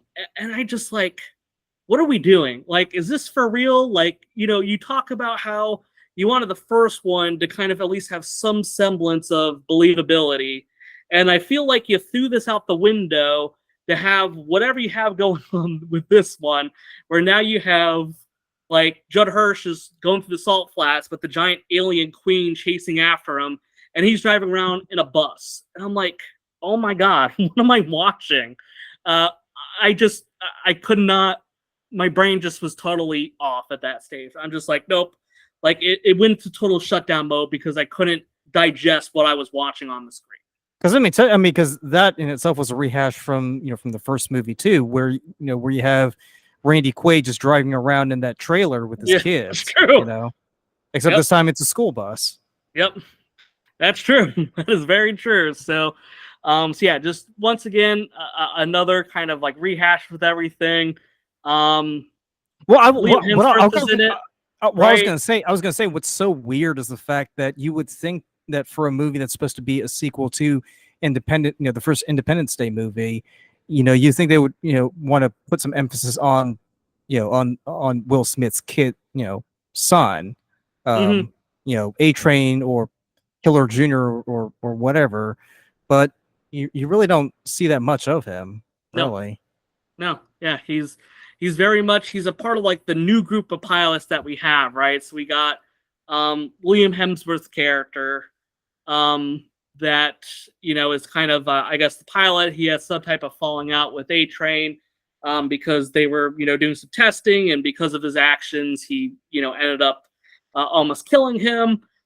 You have I guess Liam Hemsworth has got like his little buddy there, kind of like in the first one where Will Smith had that guy that was constantly like the comic relief. This is kind of similar with this. And then they also have, I believe she was Chinese, right? Yeah, she was Chinese. So, because we have to put that in because I'm sure they got some money from China. So you might as well throw in a Chinese actress. But I mean, she totally was fine for what she had to do. But like I said, definitely felt superfluous to all the other plot points. And then, let's not forget Data, right? So Data has been unconscious for 20 years. And I like how, like, literally... And he's gay also, just... Yes, right, yeah. So what didn't really come up at all in the first one, but yes, like he, the boyfriend shows up, and I like how the boyfriend's like, oh yeah, I can't believe it's been 20 years since you've been unconscious. I'm like, is this real dialogue? Like, come on. Like, there's like exposition, and then there's like literally spelling out what's happening.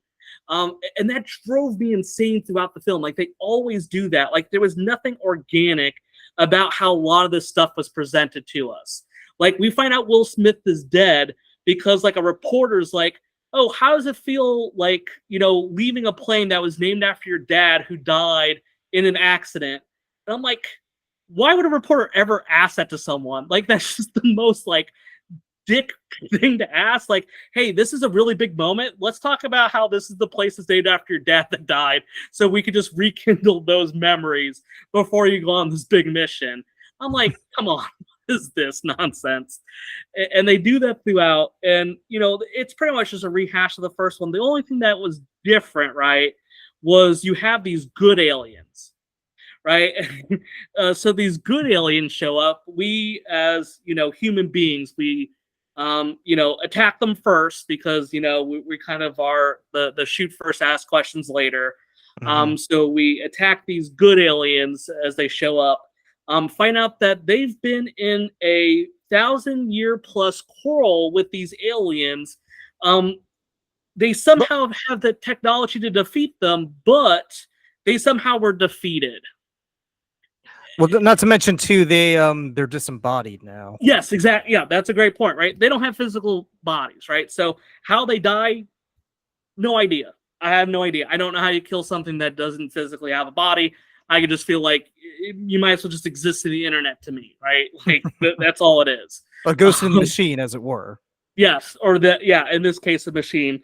So, yeah, these aliens who don't have bodies. They pretty much have the means of destroying them, yet somehow didn't through this really long, drawn-out war that they had with the bad aliens.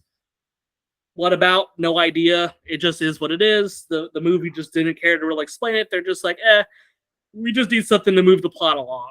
Well, we do find out. Well, we do find out that the aliens who invaded Earth are called harvesters. So we do get something new. Yeah, that is true. We did find out about that. So excellent call out. We do find a little bit about them. So another thing too, because you remember later on in the movie they that little white ball mentions that there's like a refugee planet or something. Yes. Yep. And that the harvesters can't get a hold of that little white ball, because if they do, they'll be able to access the coordinates. Yep. And my thing is like, so just about anybody can access it. They just touch you and you just give the information away. Like, you don't differentiate between who's good or who's bad. Okay, fine, whatever. Yeah. Can you not just like delete the data? Like, I don't like this is the problem when you have like a weird sentient alien being that we don't really have any idea of how they exist. So it's just like, I don't know, like what happens. Like, just explode? Like, I don't know. I don't know the rules for you. Lee, your iPhone is smarter than that little alien ball, right? I mean, there's no way anybody's going to be able to access your data unless they know your 4-digit PIN. But apparently, Brent Spiner, all he has to do is just touch the little ball, and it just reveals like all the information about interstellar weaponry and travel and all that shit. Yes. So, But yeah, so I guess in this random, like, we've just been all over the place with this one, but there's just not really anything to talk about as far as a cohesive story goes. It's just, hey, look, there's aliens. They showed up again. They attacked again. We have a lot of characters from the first one. Some of them make it, some of them don't. You know, in our lovely climax, the giant queen comes out. But she gets killed before she gets control of the other good aliens white ball thing.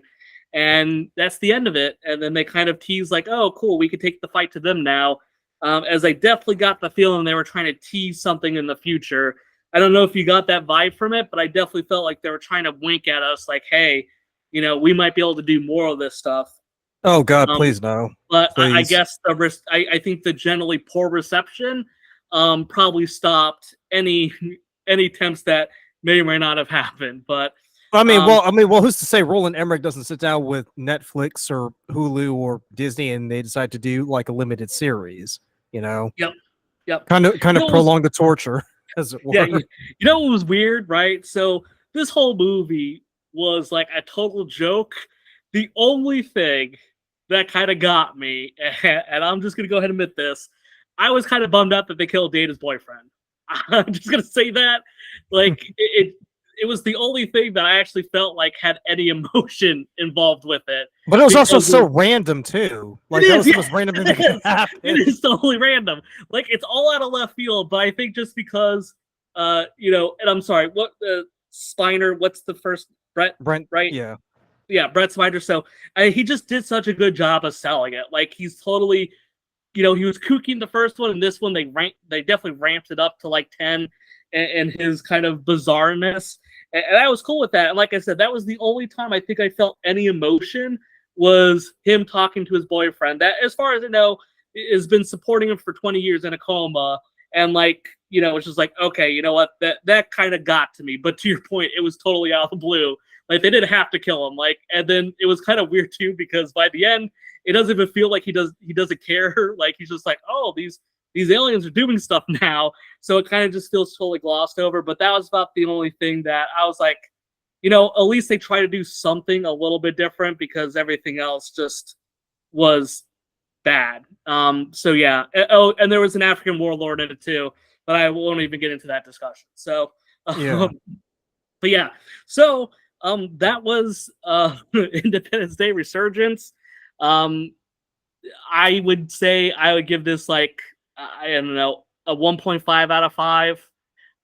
It's not good. There's some of the visual effects, especially like when the giant spaceship is kind of like coming over Earth. Like there's some nice effects that are in it, but there's just so much effects that it just doesn't land well, right? I think the first one, it did a lot more with less.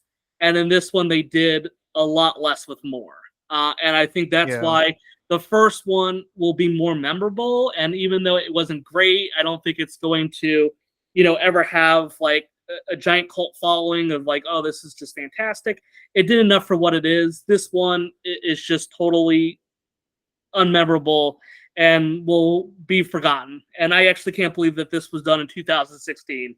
That's how long ago this movie came out. And I can't believe it's been, you know, 8 years since that happened, because I totally forgot about it. Well, I was going to say, because usually with movies like that, I mean, if one aspect fails, the other kind of shines. So like if the story is great, usually the special effects are going to be subpar, or vice versa, where the special effects are amazing but the story is like crap. Here it's like they're both bad in equal measures, right? Yes. Because I mean, because you would expect the CGI to kind of like lift it up, but it's like, I mean, you could tell, like, even for us who are like sophisticated film goers who are used to seeing like pretty good CGI, this was pretty bad, by modern standards. And obviously, to say that the story is crap is like saying, well, the sky is blue. I mean, it was disjointed, incoherent, and made absolutely no sense.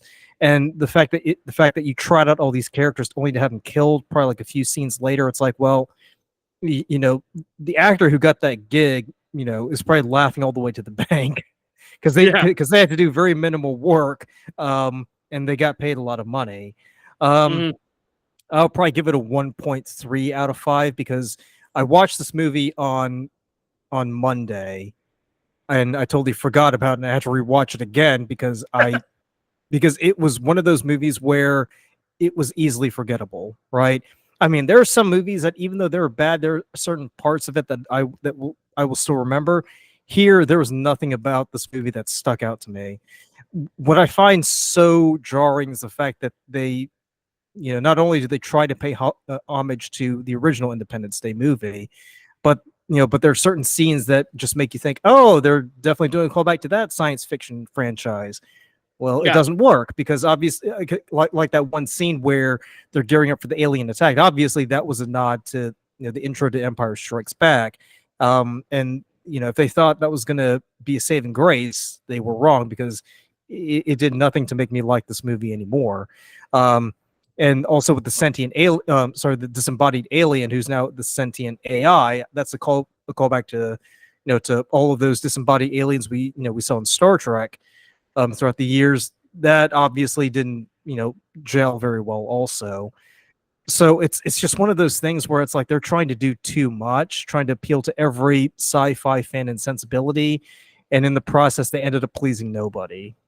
Yeah, so I agree. They really wanted you to really enjoy those member berries because all it was, I felt like I could just be like, oh, they did that in the first one, right? Like when Will Smith and Jeff Goldblum are captured by the alien and they're just like sitting there like goading them like peace, and then they're like like shooting off the rocket and everything, and then what happens in this one? Well, they kind of have the same thing, right? Where the pilots are in there and Liam Hemsworth's character is just like sitting there out in front trying to distract them while everyone jumps into planes or into the alien spaceships. I'm just like, ugh, like enough. Like, yes, it was in the first one. Like, just let the first one be. You managed to capture just enough magic in the first one, and then you totally shit all over it in the second one. I mean, what's also sad about this too is the fact that they thought because like I mentioned earlier, I mean, the first one ended on on a high note, so you kind of felt like that movie kind of concluded itself, right? Like we had this movie, they told the story, it's done. Here, it's like hey, I bet you guys can't wait to see more of us. And it's like, well, no, we don't want to see any more of you, man. Like, we don't care if you decide to, take it into space and go to war with the harvesters. We don't, enough's enough. Yes. Just leave They'll it find alone. out in the third one, there's an even bigger and badder alien queen that's in that one. Oh, and there's another mothership that you failed to destroy in the first two movies that you got to destroy this time, so that the threat will truly be over. And that's like, when does it end, dude? Well, I mean, it's also a chance to make some more jokes about Jeff Goldblum. Jeff Goldblum's character being motion sick because apparently he doesn't like flying, and it's a miracle he didn't hurl when he was on the moon. But it's whatever. But go ahead and let us know down in the comments below what you think. If you really, really loved Independence Day Resurgence, and if you do, God help you. And we'll catch you on the next review. But thanks so much for watching. And hello, and welcome back to another episode of the Movie Pope Podcast. And today we are taking a look at the Robert Pattinson, Bong Joon-ho sci-fi dark comedy Mickey 17, based on the novel Mickey 7. It's about a hapless young man who signs up to be an expendable and basically goes through, well, a more grisly version of Groundhog Day. But before we dive in, remember to like, comment, subscribe. We are slowly growing our numbers, so if you can just show some love, spread the word about the channel, and hit that subscribe button, we'd greatly appreciate that. And we're always pumping out new content, so if you're subscribed, you're in the know. Lee, so we saw this movie a few weeks ago, and we did a trailer reaction like last month. And at that time, when we were doing our discussion about Mickey 17, as the trailer showed, we were curious about what this movie was going to be like, and we both lauded it for having some originality to it, where most movies are either going for the Marvel or DC playbook or doing something that is related to retelling someone's life. This kind of thought outside the box, and It being broke the mold. yeah, and being a Bong Joon-ho film, I mean, obviously it's going to take things to the extreme, as we've seen in movies like Snowpiercer and Parasite. So why don't you go ahead and take us into Mickey 17 with Robert Pattinson? Yeah, and we saw the trailer. Did we initially saw that? We saw it in Gladiator 2, right? Was that Right, and when then we did, initially saw it? and then we did the trailer reaction probably like a month ago.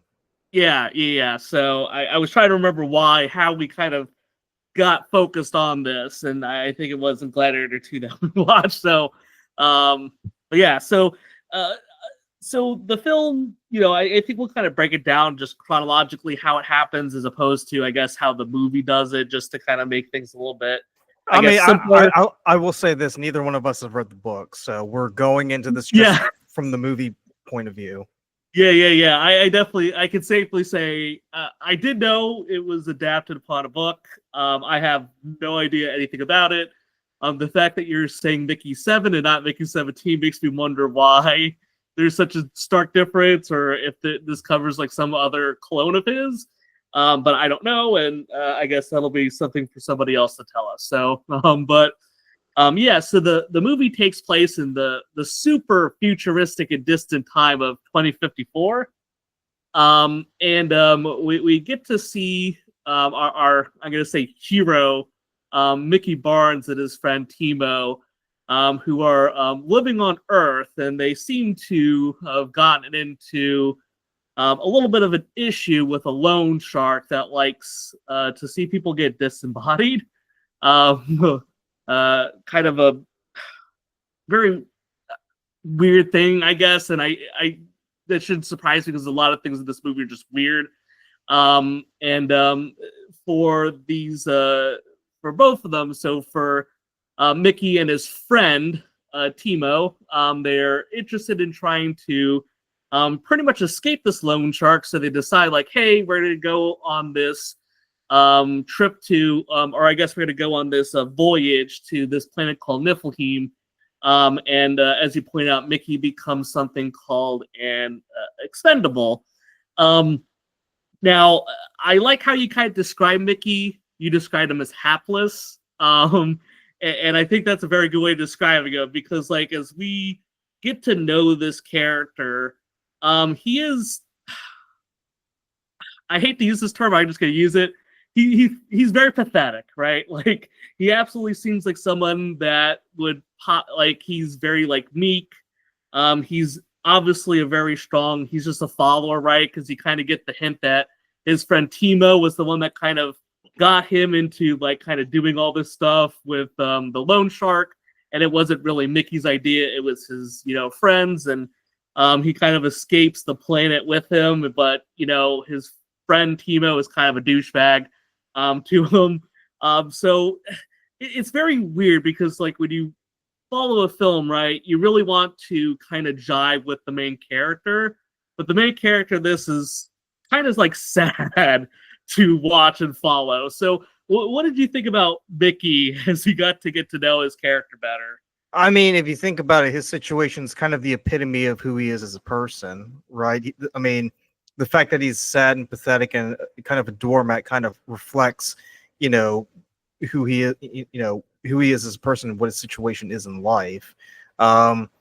It kind of reminds me of Eeyore the donkey in a way, because he has that sad disposition. And I'm trying to think of a character in pop culture where, if anything can go wrong, does go wrong for him.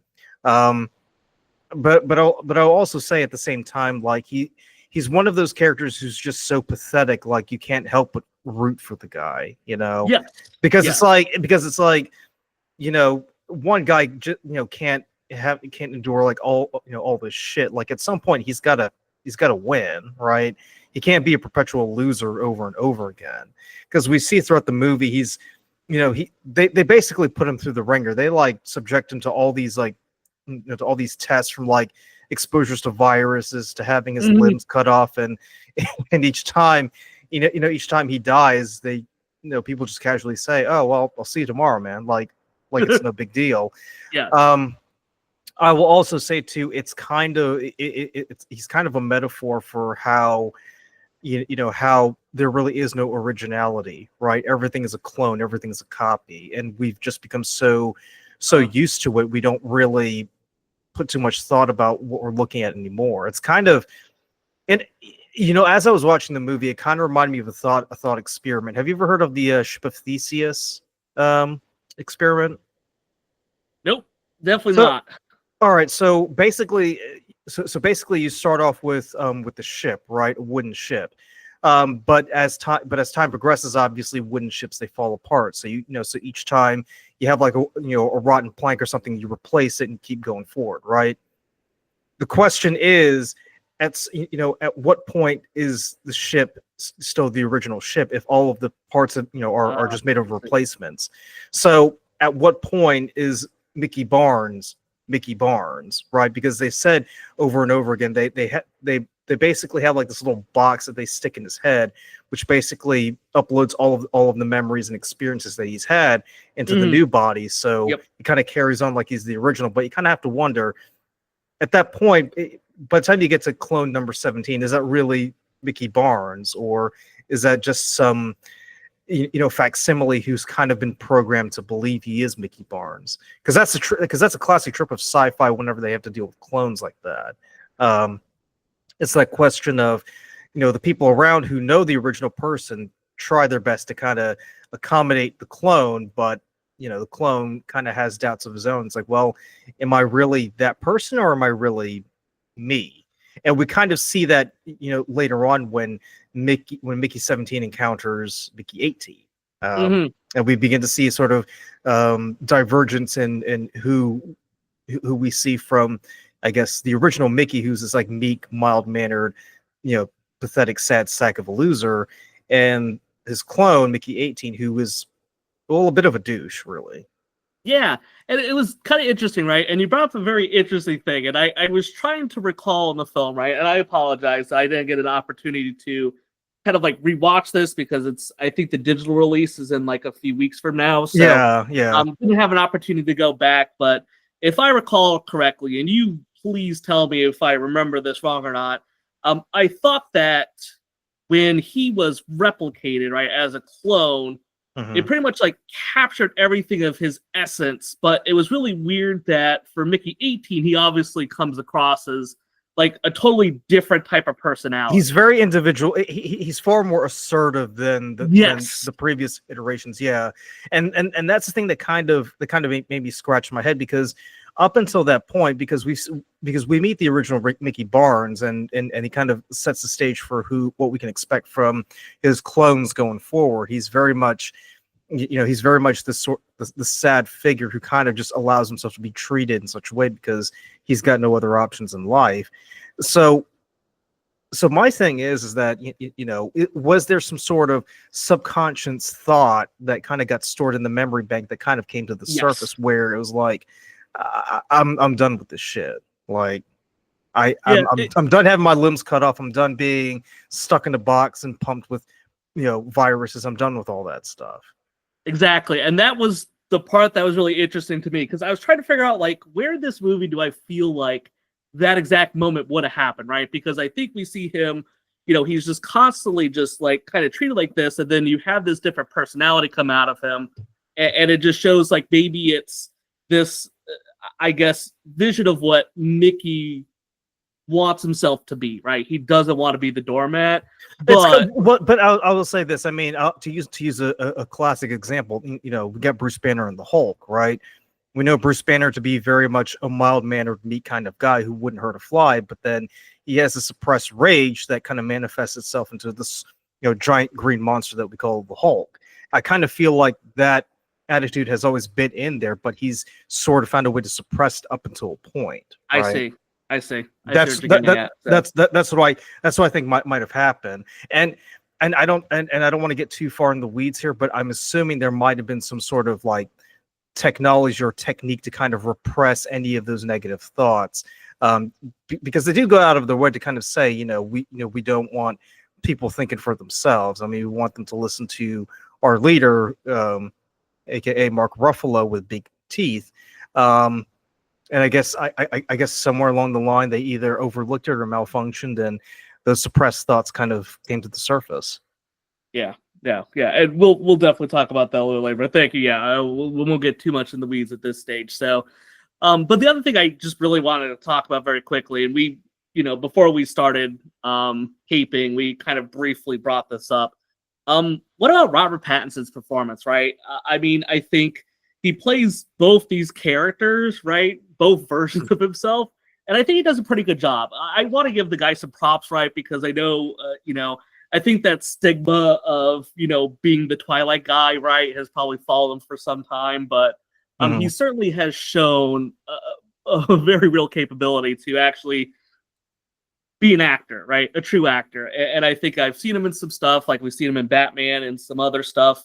But I think this one, I was impressed, right? I think he did a good job of showing this like character who has, kind of this like really meek, gentle kind of like doesn't want to like ruffle any feathers. And then he, kind of when we get the clone out for Mickey 18, he's this very stark contract where he's, super assertive. He's kind of like grizzly.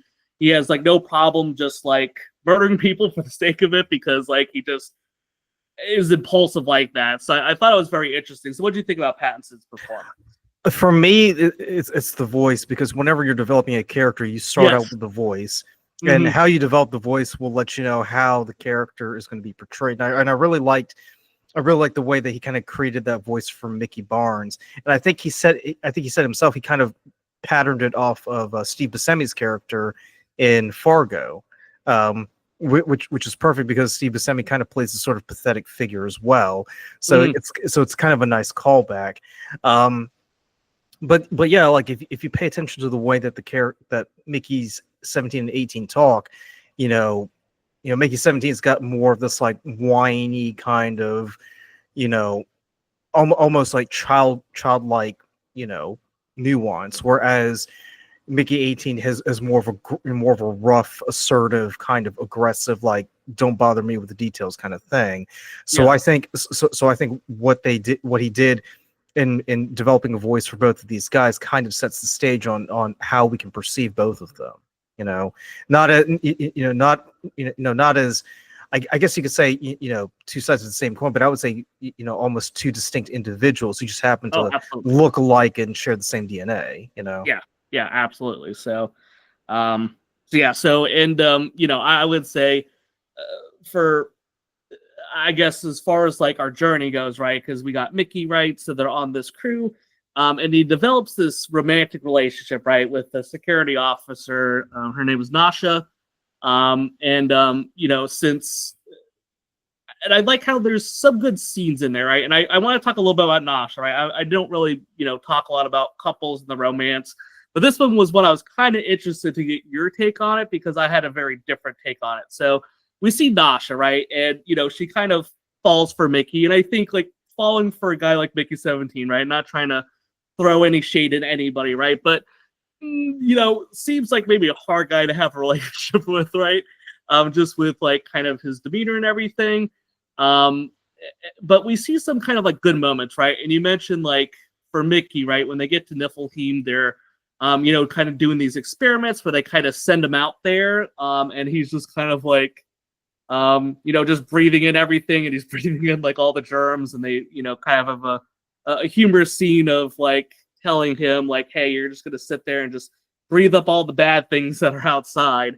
And they, kind of bring him in, and it just kind of shows like, they had that scene where Nasha, is just kind of like there with him as he's dying. And it was touching, right, to see, right? Just even though she understands that he is expendable and this is just kind of a clone of him, it was good to see kind of like this character do that. With that being said, though, right, I legitimately thought she was going to be in on something with the cloning. Like, I thought that she was like a plant, or she was kind of there to like either be a part of like the experiment, or like she was a part of the joke, or she was like working for somebody else. There were so many things that went through my head, but then at the end of it, she was just really just into him. So I don't know.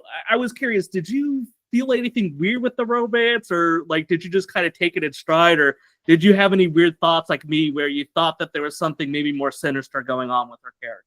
I mean, honestly, I thought I wasn't thinking that at all. I was just thinking she genuinely cared about him. I would say she was kind of maternal towards him, because you kind of get the feeling this is a guy who probably hasn't had the best life. He's probably been like this since he was a kid, and he does reference the fact that he feels responsible for what happened to his mother, the car accident.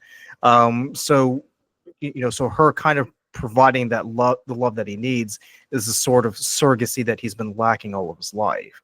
Yeah, I mean I didn't think anything suspicious of her whatsoever. Okay. I guess that was just me then. I guess I was going for very darker maybe outlook on it. Where you kind of went overboard on that one right there. Yes, I can clearly see that. I had some maybe alternative motives there, but hey, I'm glad Nasha was a good person to do it through.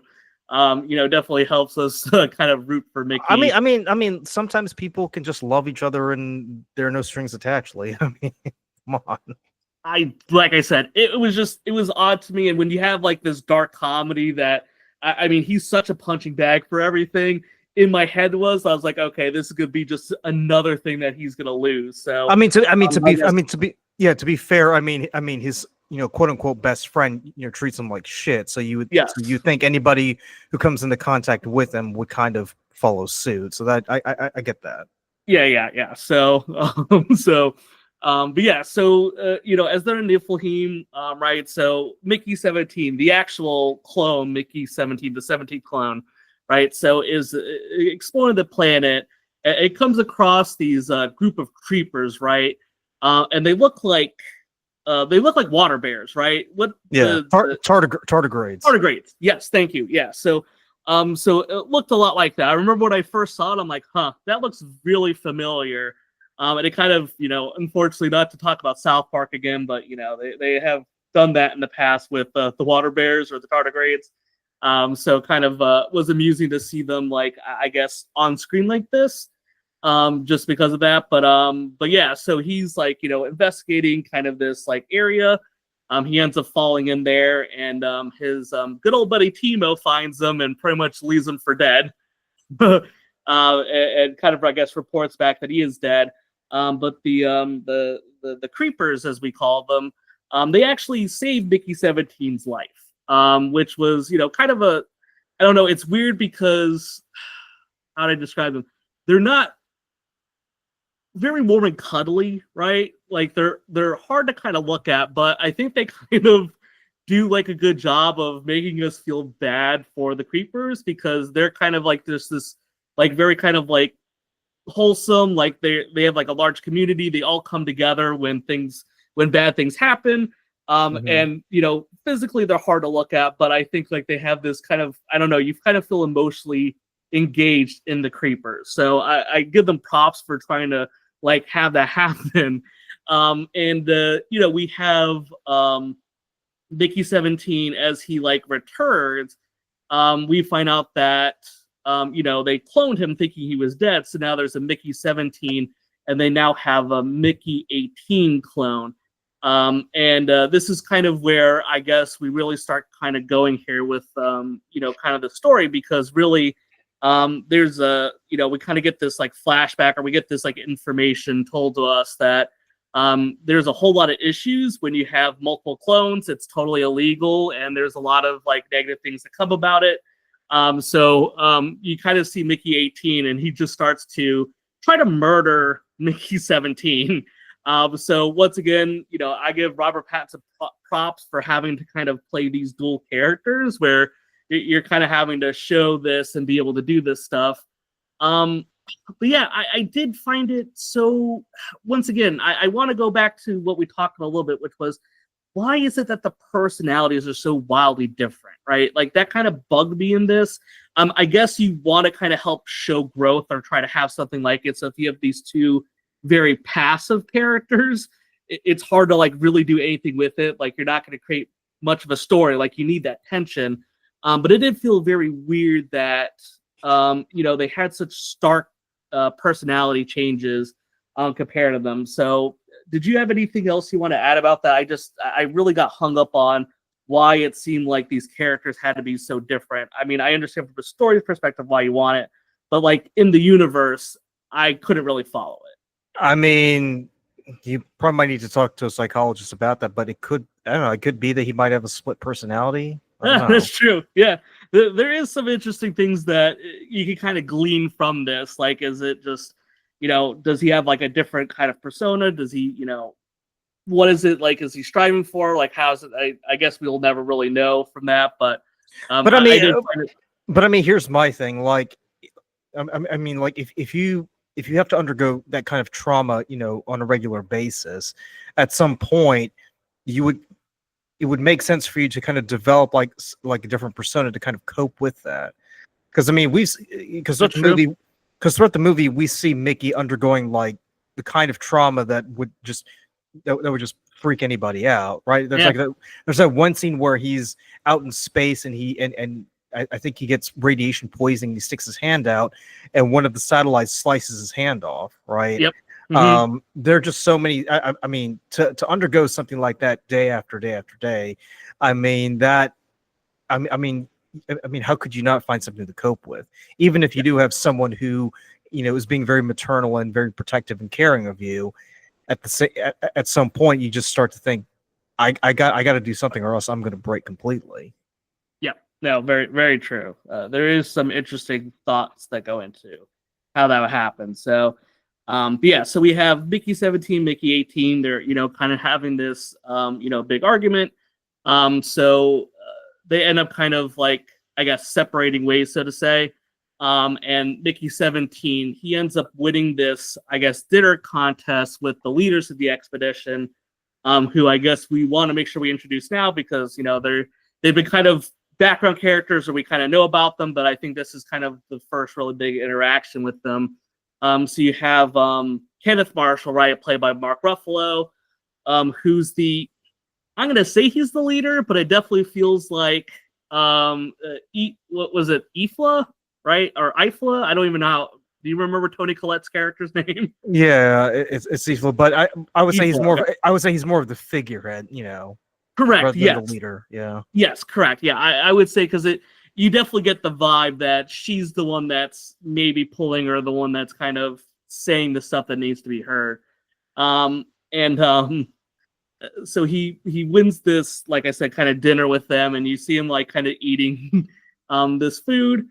Ends up this was like an opportunity for them to test out like these painkillers on him, or they were trying to test something with the meat. So there was like a whole lot of different things going on in this sequence. And I guess this is as good a time as any. This is a dark comedy, right? How did the comedy work for you or not work for you? Because I think there's some parts of this where I kind of got some laughs, right? Like we see parts where he's, being cloned and, they forget to like set up the bed. He just kind of drops and hits the floor, or there is some like kind of like really offbeat dark humor in this.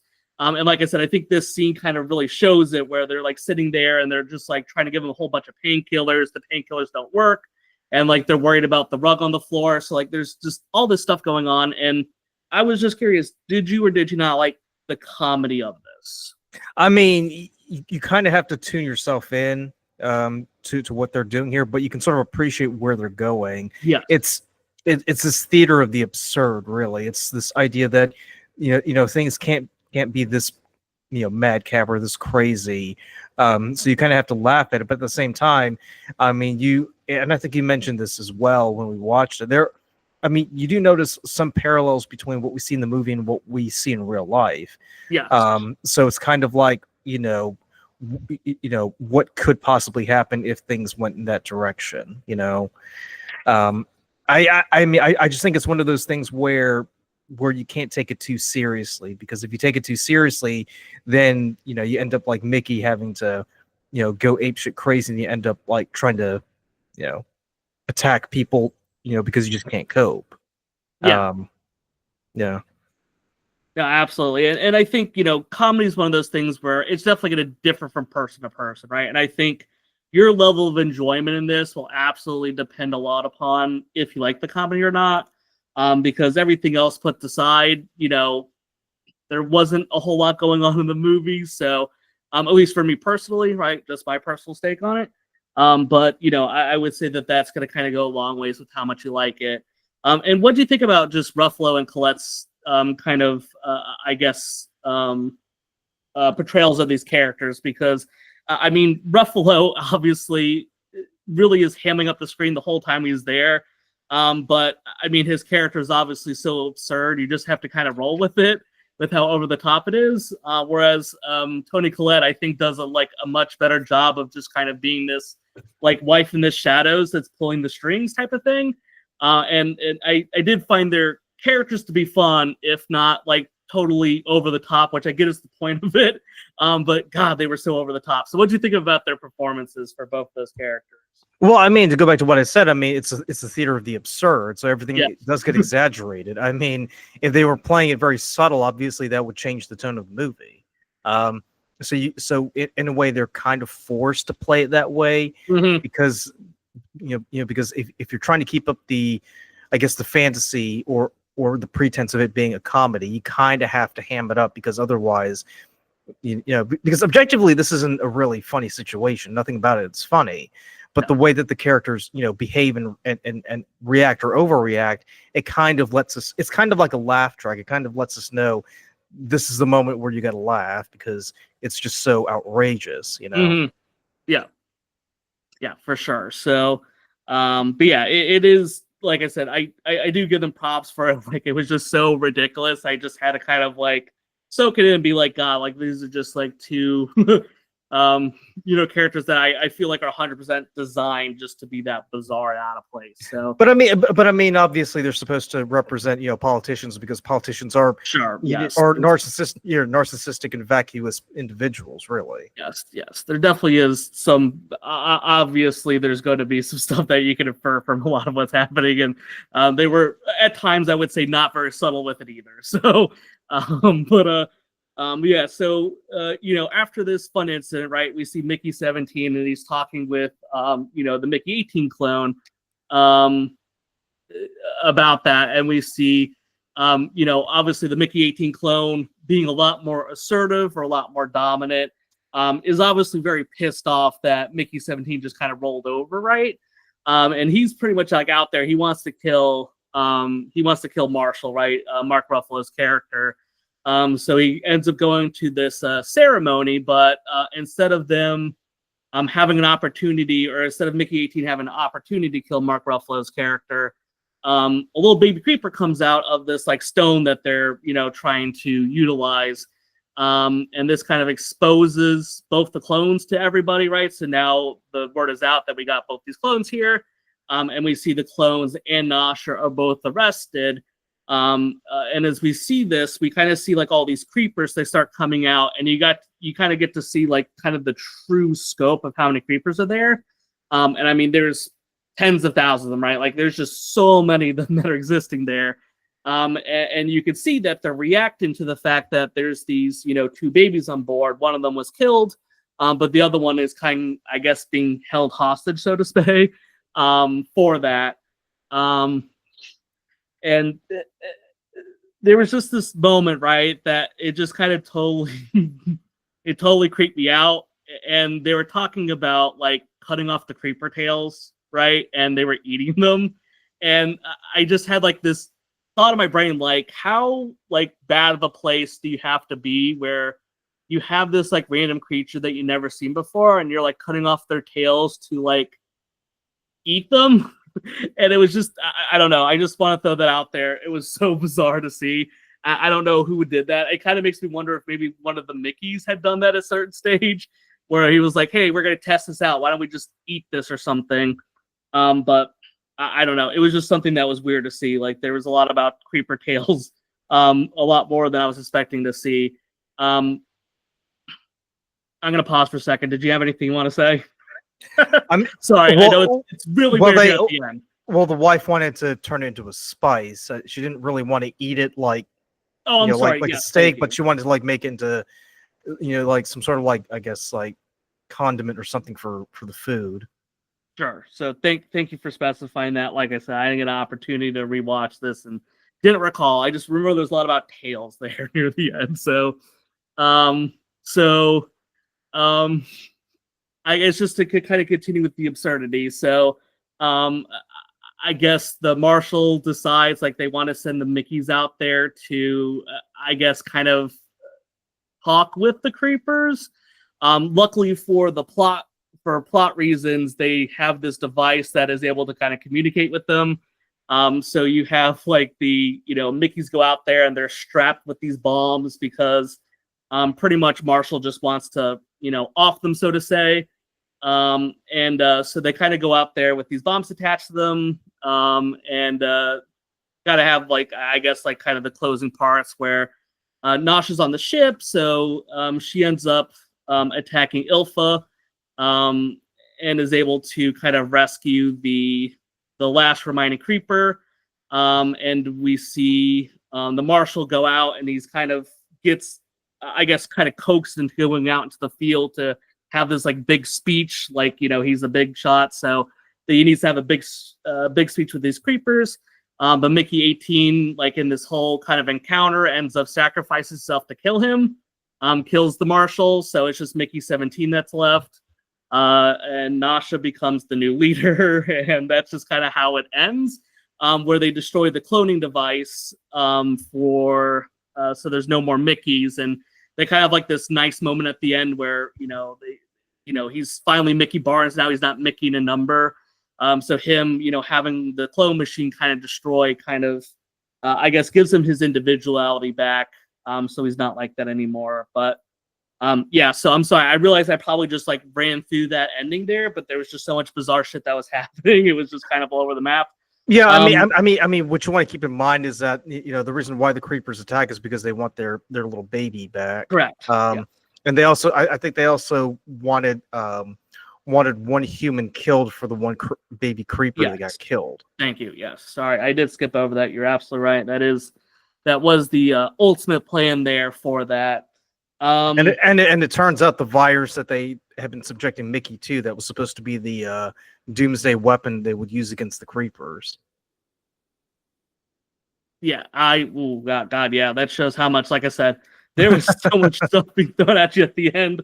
It was kind of wild. So, but yeah, that was the end of it. And I don't know, I guess I'll give just some final thoughts about it. There was a lot of things that I was kind of surprised of with this. I felt like when you're kind of doing a movie like this, it makes sense to have this cloning process happen where Mickey 17 is the way he is, and then Mickey 18 kind of plays the stark contrast to him, because you can kind of get that Mickey 18 is kind of like the embodiment of who he wants to be, right? A more assertive character, maybe not as dark as Mickey 18 is, but I think there's probably aspects of his persona that, Mickey is trying to kind of personify. But something, I don't know, what was weird to me is I don't feel like they ever really showed like anything, I would say like a very strong, I guess, representation of him like really embodying what he went through. I felt like at the end, like he was still kind of like this weak character. I don't think you really, at the end of the story, had an opportunity to see him do a little bit more with that. There is kind of this like thing at the very end that we kind of see Ilfa, and we kind of see that she's cloning Marshall's character, and there's some stuff that kind of happens there. But I don't know, it's kind of weird when you're thinking about, a character going through his kind of character story and his character arc. You would want to see the character have a little bit more, I would say, learn something from what he's gone through and what he's experienced. And I don't think the movie really gave us that. I think that there was like a lot of interesting things that they want to do, but I don't think the movie ever really got there. It just wasn't as well executed as some of his other films go. Like, I absolutely love Parasite. I thought that was just such a good movie, and I absolutely loved it. I would definitely urge people to check it out if you've not watched it yet. But I just feel like there's a lot of interesting things that they could have done, but it just didn't really feel like they fleshed it out well enough for me. The other thing is, and like I said, this part is obviously going to be very subjective to whoever's watching it. The comedy, I think, is going to be very hit or miss for people. And I think when you have a dark comedy like this, if you're not into that type of humor, I think it's going to, I think it's either you're going to look at it like, oh, that was, pretty amusing, or you're going to be like, that was really stupid. I didn't like any of the comedy at all. So I feel like that's going to be a big part of that. So I think if I had to give this a final grade, just to kind of give everything, I would probably give this like a 2.8 Mickeys out of 5. I do think there's parts of this that work, and I'm glad that I saw it, right? So even though I'm not going to out here and say like, hey, this is the greatest thing ever.